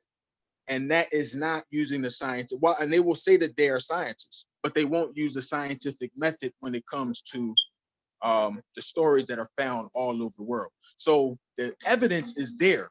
It's just that we need to be able to recognize it and actually analyze it and scrutinize it, criticize it, question it. So I hope that answers your question. I got one more. I got one thing, man. To straighten out. It'll probably take you only 2-3 minutes to straighten it out, bro. I heard a lot of people, man, that Egypt want them a bunch of slave masters, bro. Egypt, all they did was had slaves the whole time. You know what I mean? Egypt, Kemet, whatever. Can you break it down, brother? Clear it up, set the record straight. Yes. And so, all right, we got to clarify in regards to the pyramid, the building of the structures, the bin, or let's say the obelisk and the pyramids. Those were constructed by the people of the land. They did not get paid because they did not seek pay, right? What they sought was to be able to say that they collaborated. I took part in the building of this structure with my people. It was a pride. It was a self-pride. That's how it took place originally. You had outsiders, foreigners that came into ancient Egypt and would take advantage of that, such as the Hyksos, also known as shepherd kings, right? Which is a form of Semitic seed that came from the east or came across the Tigris and Euphrates rivers into ancient Egypt, mixing in with the people over a 400-year period, and originally and eventually took over a certain part of ancient Egypt. And when they took over this certain part of ancient Egypt, they began to oppress and enslave a large population in that area. So that's where the concept of Egyptians enslaving Hebrews concept comes from, because these Hyksos kings, once they got on the thrones in Egypt, they began to oppress and suppress primarily their own people, which were the foreigners that were coming in, and they were using them as slaves to to progress their own kingdom, the Hyksos kingdom. And you can research this. This is all taking place thousands of years ago. So, but what we need to distinguish that from, like I was saying, like I noted first, was the work that was done freely by the builders, the master builders, the original Freemasons. You see what I'm saying? The ones that actually had the mysteries of how to build. These foreigners that came in, they did not have these mysteries of how to build the pyramids. They did not have these mysteries of how to build the obelisk. So they had to use slave labor. And this actually did take place under the Hyksos kingdoms. Right. So I right. hope that I hope that answered the question. Also, you had Alexander, the Greeks, who also came into Egypt and suppressed the native people. And we can just look throughout the dynastic periods in general. All throughout the 46 dynastic periods, there was always a struggle that was taking place between the North and the South. And that struggle was taking place because there was a mixed seed that was in Egypt from the very first dynasty, right? From the dynasty of Narmer and Menes. And that was Narmer and Menes, who was coming back into Egypt after they had already went into the Middle East and started mixing in with these Babylonians, mixing with these Mesopotamians. And then they came back as a mixed seed and set up the first dynasty. When they came back as a mixed seed and set up this first dynasty, they began to suppress their own brothers who never left in the South, called the Nubians. You see what I'm saying? And they even began to mix in with them and cause them to become mixed as well. So it's a lot of the oppression and the slavery did take place, but it wasn't by the original Egyptians in their right mind. It was by foreigners and by mixed seeds who were ruling Egypt with a foreign ideology. So I hope that Nobody, when we were going to school, yeah, they tell you about Egypt, but they always give you the inside of Egypt. The intel of Egypt, like Cleopatra and Tut. They'll give you the mix. They're near white Egypt. They don't give you Queen T and all the other people, right? They give you Cleopatra. Cleopatra making love to you know what I'm saying? They give you that side of Egypt, but they'll never get to the deep side of Egypt. I mean, the early ancient Egypt. You notice that? that's right. And that's because they only want to deal with a certain geographical spot. The moment they start expanding out and actually looking at the records of where the Egyptians, the so-called Egyptians, say that they come from, then they have to start expanding into Ethiopia. They have to start expanding into Kush. Matter of fact, it's something I want to share real quick. Go ahead. From let me see if I can share my screen. All right, look. Let me know if y'all can see this. Yeah, go ahead. I see it. Okay. So look, this is from the African Origin of Civilization, Myth or Reality by Sheikh Antadil. And we know we all been asking the question, right? Who are the Sabians? Where's the record? What scholar talked about the Sabians, right? We've been asking that question. The record is out there. It's just that we, as independent, people that we have to do the research. Sheikh Anta Diop has done that research, and he's connected in the book. I'm going to show you right here. So he says it here. You see it, Stu? Seru. Yeah, You So see look. it? I'm here. Right. All right. Check the comments on YouTube too now. All right, go ahead, brother. All right. So look, it says it right here. It's underlined. It says the Sabian gods, right, were just about the same as the Babylonian gods, and all belong. Now check it. Check this word. All belonged to the same Kushite family of Egyptian and Phoenician deities. What does this mean? Hear that? See that? Now, look, I'll keep reading. The only triad revered was Venus, the sun, and the moon, as in Babylon. The cult had pronounced sidereal character, especially solar. They prayed to the sun at different phases of its course. There was neither idolatry, nor images, nor priesthood. They addressed a direct invocation to the 7 planets. The 30-day fasting period already existed as in Egypt. They prayed 7 times each day, with their faces turned toward the north. These prayers to the sun at different hours somewhat resemble Muslim prayers, which take place during the same phases, but which have been reduced by the prophet to 5 compulsory prayers to relieve humanity. The other 2 prayers are optional. It's a lot. There were also sacred springs and stones as in Muslim times. So what he's doing here is remember, this book is the African origin of civilization. You see that, Seheru? You see that, Seheru? I got that book. Sabian, right there, that book, man. The word Sabian is in that book. So look, it's much information that needs to be understood, though, because when we're talking about so-called Sabians, there's so much misinformation that's out there, and there's also so much confusion that's out there because of what we're talking about. I'll give you a perfect example. You know how they say Egyptians, but when we go into Egypt today, do we find Egyptians, or do we find, we find Persians, right? We find Ashkenazians, right? You find Arabs. Those are the real people that are in Egypt calling themselves Egyptians today, right now. You go there, you don't see Egyptians, right? You see foreign people who have come in, taken over the land, and they're now calling themselves Egyptians. The very same thing happened in the land of Saba, the land of Sheba. Queen of Sheba Hatshepsut. Same thing happened in her territory.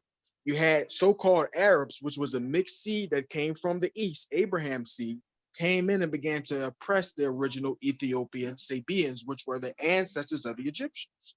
When they did this, they started calling themselves Sabians, right? And they literally began to rape and mix in with the original people. They did the same thing in Ethiopia. And also they brought over their foreign cultures and doctrines into the land of Saba. So when we do our historical research in the land of Saba, you'll find primarily you'll find or what they term as star worship. Why? Because this deals with the ancient Egyptian sciences, right, of the origin of civilization, where Egypt recognizes that it comes from the Pata, right?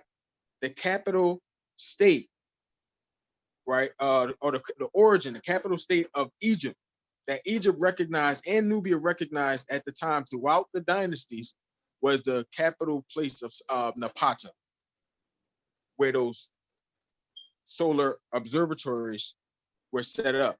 The Sabians practiced this very same science over in old South Arabia, what's now being called Arabia. They literally changed the name.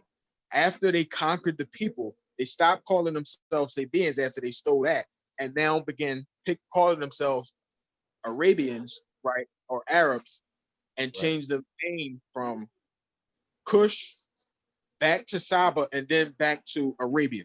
So it's much information that has been lost. You see what I'm saying? And so you basically saying Sheikh, the yeah, Sabians, basically you get equivalent. That's equivalent of like the Trappers and Bads, right? Except we got the title. You got the yeah, proof right that would be the lost tribe. That right. That's why nobody is like, everybody's clueless as to who. But the Sabians are mentioned in the Quran. If you read the Quran, they said, Breaking up, bro. You're breaking up. oh, that's my fault. I was just saying, if you read in the Quran, then you see it mentioned in the Quran, the Sabians, yeah, as well as in the Old Testament of the Bible, Sabians is mentioned multiple times. It's just that they don't want to talk about these particular people because What verse in the Bible? So we all know. Okay, I'll pull it up for you. Oh, okay. Do I have am I still sharing my screen? Yeah, still there. Okay, I gotta actually have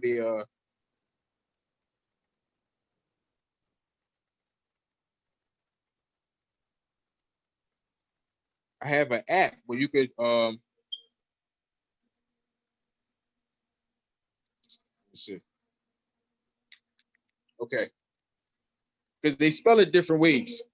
But it's found here in Job 1:15, and the Sabians fell upon them and took them away. Yeah, they have slain the servants with the edge of the sword, and I am only escaped alone to tell thee. Now, and with time, the reason why, there's another reason why they don't want to talk about the Sabians, because like the Cushites, ancient Cushites, Ethiopians, right, in ancient Egypt, when they came in, there were certain parts of Africa that they could not penetrate, right? And they were the Sabians were our ancestors. Were definitely we were a warrior tribe, as well as we had protectors such as the Magi, right? Such as the Magi in coming from ancient Arabia, Ethiopia, as well as in the East. These were the so-called three wise men that they utilized to say these three individuals protected Jesus during his birth, right? You read the origin of those so-called three wise men, those three mysterious men that pop up and then disappear. You say, like, when they followed a star, how three wise men followed a star? Sound like say to me. How them comments look, Saharu? How them comments look? Yeah. Anybody got any questions? No, mostly they commenting. They not on. It really ain't too many questions. Yeah, so we want to, I mean, whatever it is, we just want people to think. We want our people to really get back to the origins of who we are. Drop the word Egyptians. You see what I'm saying? Drop the word Kemet.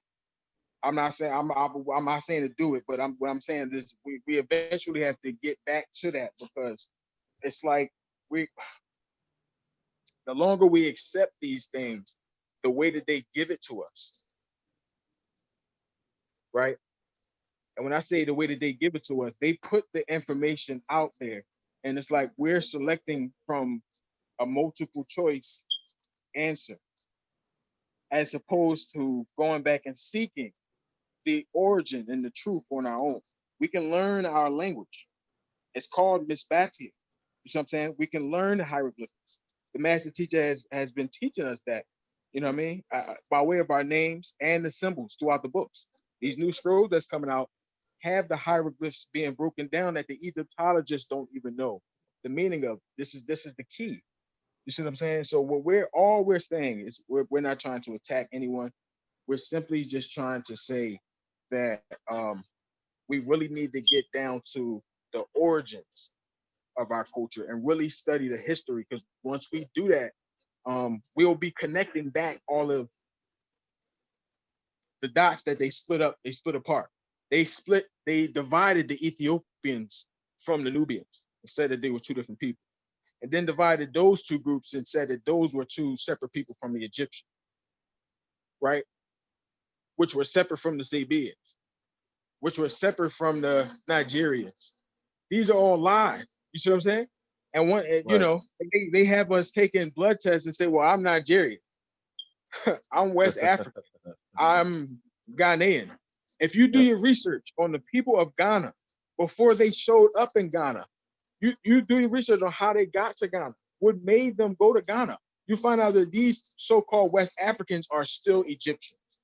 Literally, you go into Ghana right now, the chiefs of those tribes still maintain the mysteries and secrets that came out of ancient Egypt, right?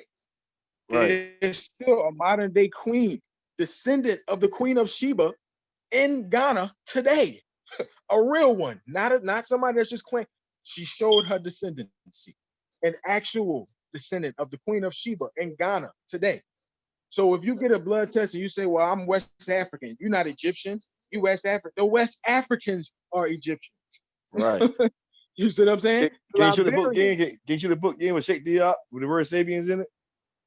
That's right. Yeah. So we're not trying to attack anyone. We're simply saying we're all one. There is no difference between Egyptians and Ethiopians and Cushites. You're simply talking about different periods where foreigners came and mixed in and split us up into pieces and parts. Right? We need to drop all of those titles and names that they gave to us and take back our original language. Take back our original. Hey, brother in the back, can you show that Sheikh Diop again with the word Sabian, the book with the word Sabian in it? Okay. It's ancient origins of civilization by Sheikh Diop, I think. Yeah. So family, you know, we all know Sheikh Diop, right? we all honor him as, you know, the best amongst our scholars. So you cannot disregard. And guess what? I'll do you one even better. Well, we found the word Sabian. That's not that's not the other part. Let's see if I can pull this up.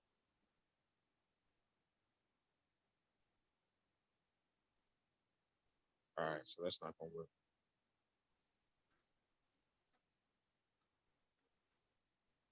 All right, so it's not gonna work out for me, but I was trying to pull up more references because he doesn't just mention them one time in the book.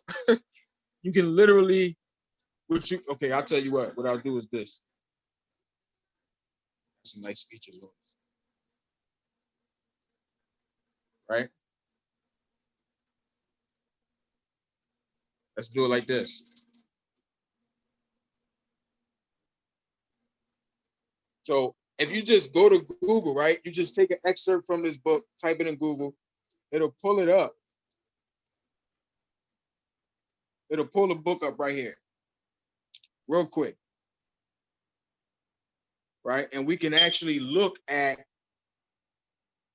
the references in the book. Let me see if I can search.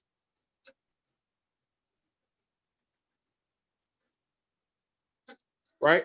Just go through the book, type in Sabians, Sheikh Diop. This is how we can make it easier for us to do this type of research. Because if we want to know, you know, if these scholars are talking about the Sabians and they think we crazy, go through these books. He got multiple references here. So he says here,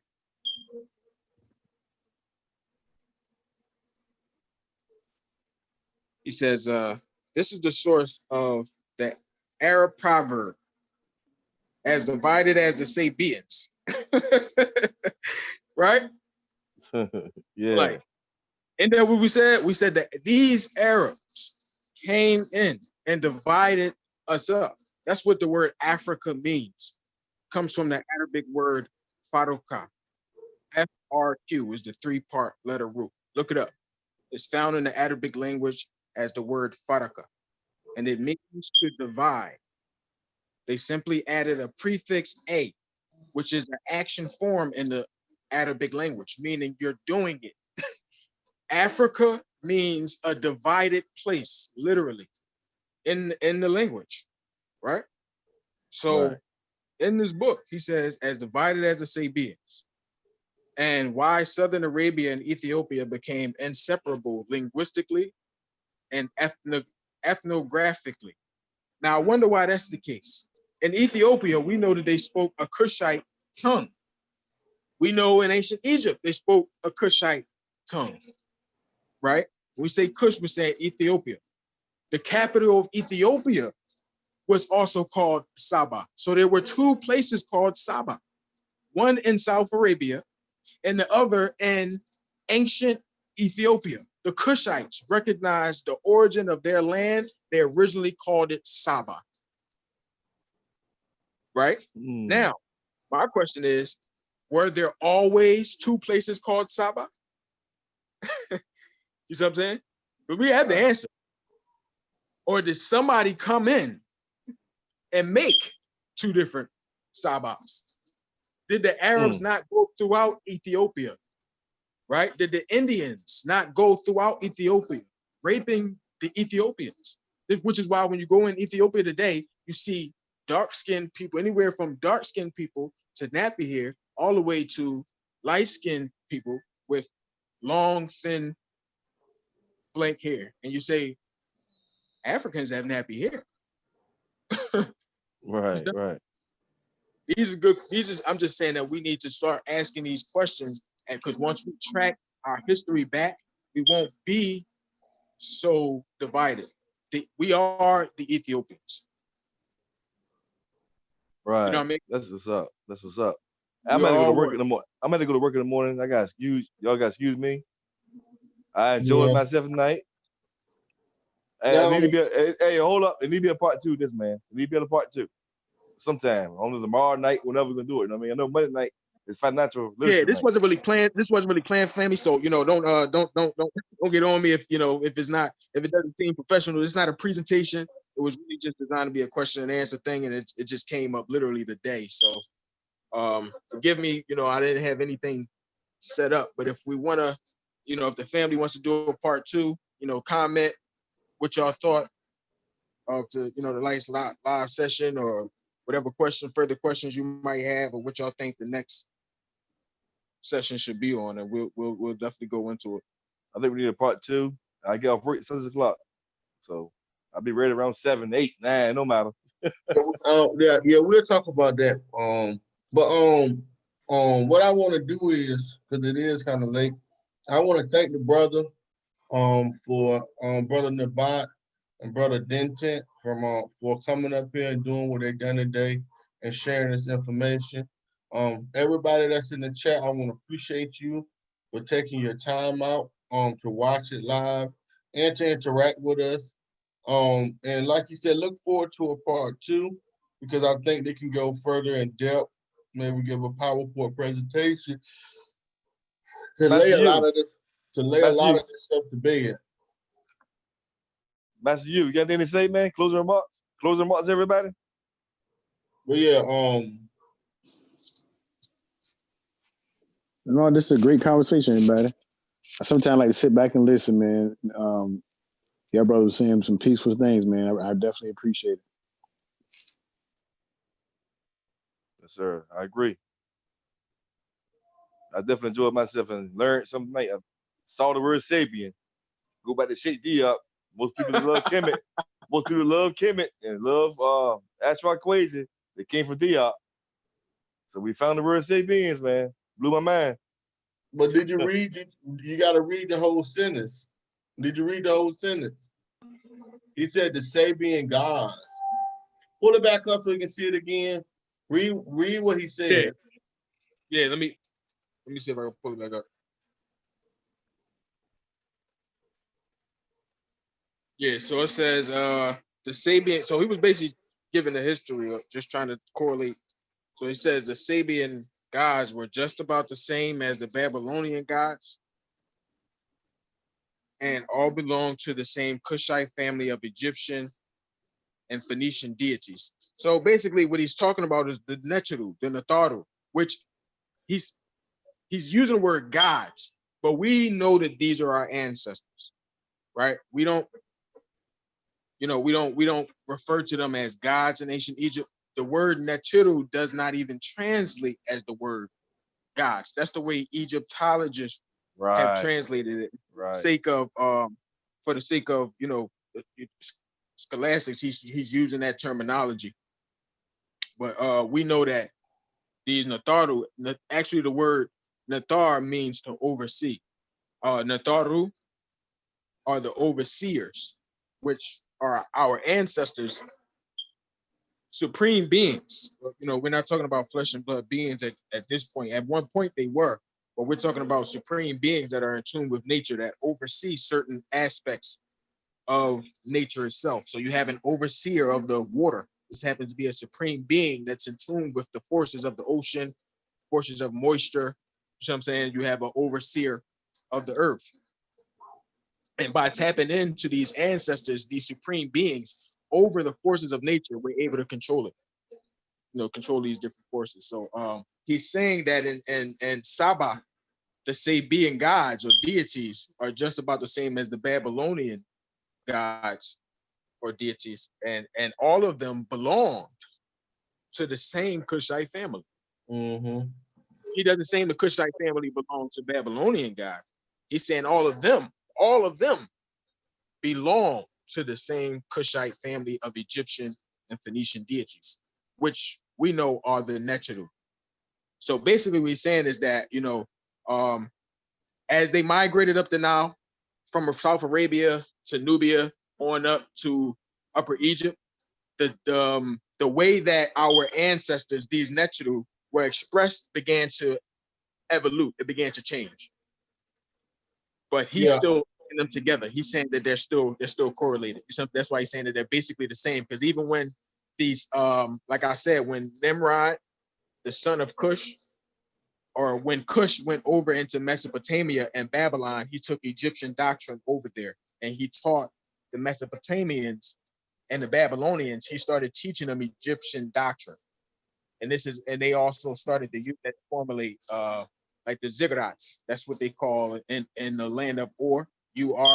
It's a city in Chaldea, amongst where Abraham come from, and they would build these Sumerian versions of pyramids called ziggurats. This is basically like Egyptian information that was being mixed with Mesopotamian culture at that time, and it was being used to conceive a lot of the concepts of the deities in Mesopotamia as well. So he's saying that the Sabian gods was just about the same as the Babylonian gods, and all of them belong to Kushite family, yeah. The whole Kushite family. The reason why he says Kushite family is because it's different groups. You had Kushites in Ethiopia. You had Kushites in Saba. You had Kushites in Nigeria. All of these lands were one land before the Arabs broke it up and started calling them different names. So I hope that clarifies that. Yeah, and Makes sense, again, I want to thank Pamela Thornton to make that comment. Great program. I learned a ton. Looking forward to part 2. Snoop Live, I want to thank you for being up here, brother. The Conscious Chronic, I want to thank you for being up here. Also, everyone that's commented on Katina, I want to thank you, Queen, for your comments. you know, we want to thank y'all for, you know, being up here with us and actually leaving comments. So, you know, it is late, so I do think it's time for us to close out. So I want to give y'all brothers the opportunity to close out. I learned a lot. This was a show that I can sit back and be quiet. I'm looking forward to the second round, part 2 also. I know Brother Nabat been waiting to do this, so I'm glad that we was able to get it done today, and we can move forward to the second part. And I just want to give y'all an opportunity to close out so we can. I'm gonna go on. I'm gonna quick with it. So I'm gonna go. I enjoyed the show. I thank everybody for commenting and coming in that was invited. I learned a lot. I'm looking forward to a part 2. Y'all follow NCRBG. Tell your friends, like-minded friends, like and subscribe and share. Brother Nabat did an excellent job. Brother Dentuk did an excellent job. Master U did an excellent job. Everybody did an excellent job. And hopefully we can do a part 2 tomorrow night. But if not, stay tuned. Follow NCRBGZ Productions. Like and share. Smash this like and share. What I do. Yeah, thanks, family. I really appreciate everybody for listening. You know, taking the time out to ask your questions, give your comments. I really appreciate it all. Again, just drop whatever comments, you know, what you thought about the meeting tonight, and what you think could be improved upon, what other topics we could probably talk about. But yeah, thanks again. I know I'm kind of long-winded, but you can reach me on Facebook by my name, Nabat Kafafreye Amunreye. Hopefully you can see it there on your screen. And hopefully we can reach out again. I'm just a student teacher and look forward to the next class, next meeting. And again, y'all, we thank y'all again. So we'll see y'all at the next meeting. Peace and Black Power. Peace.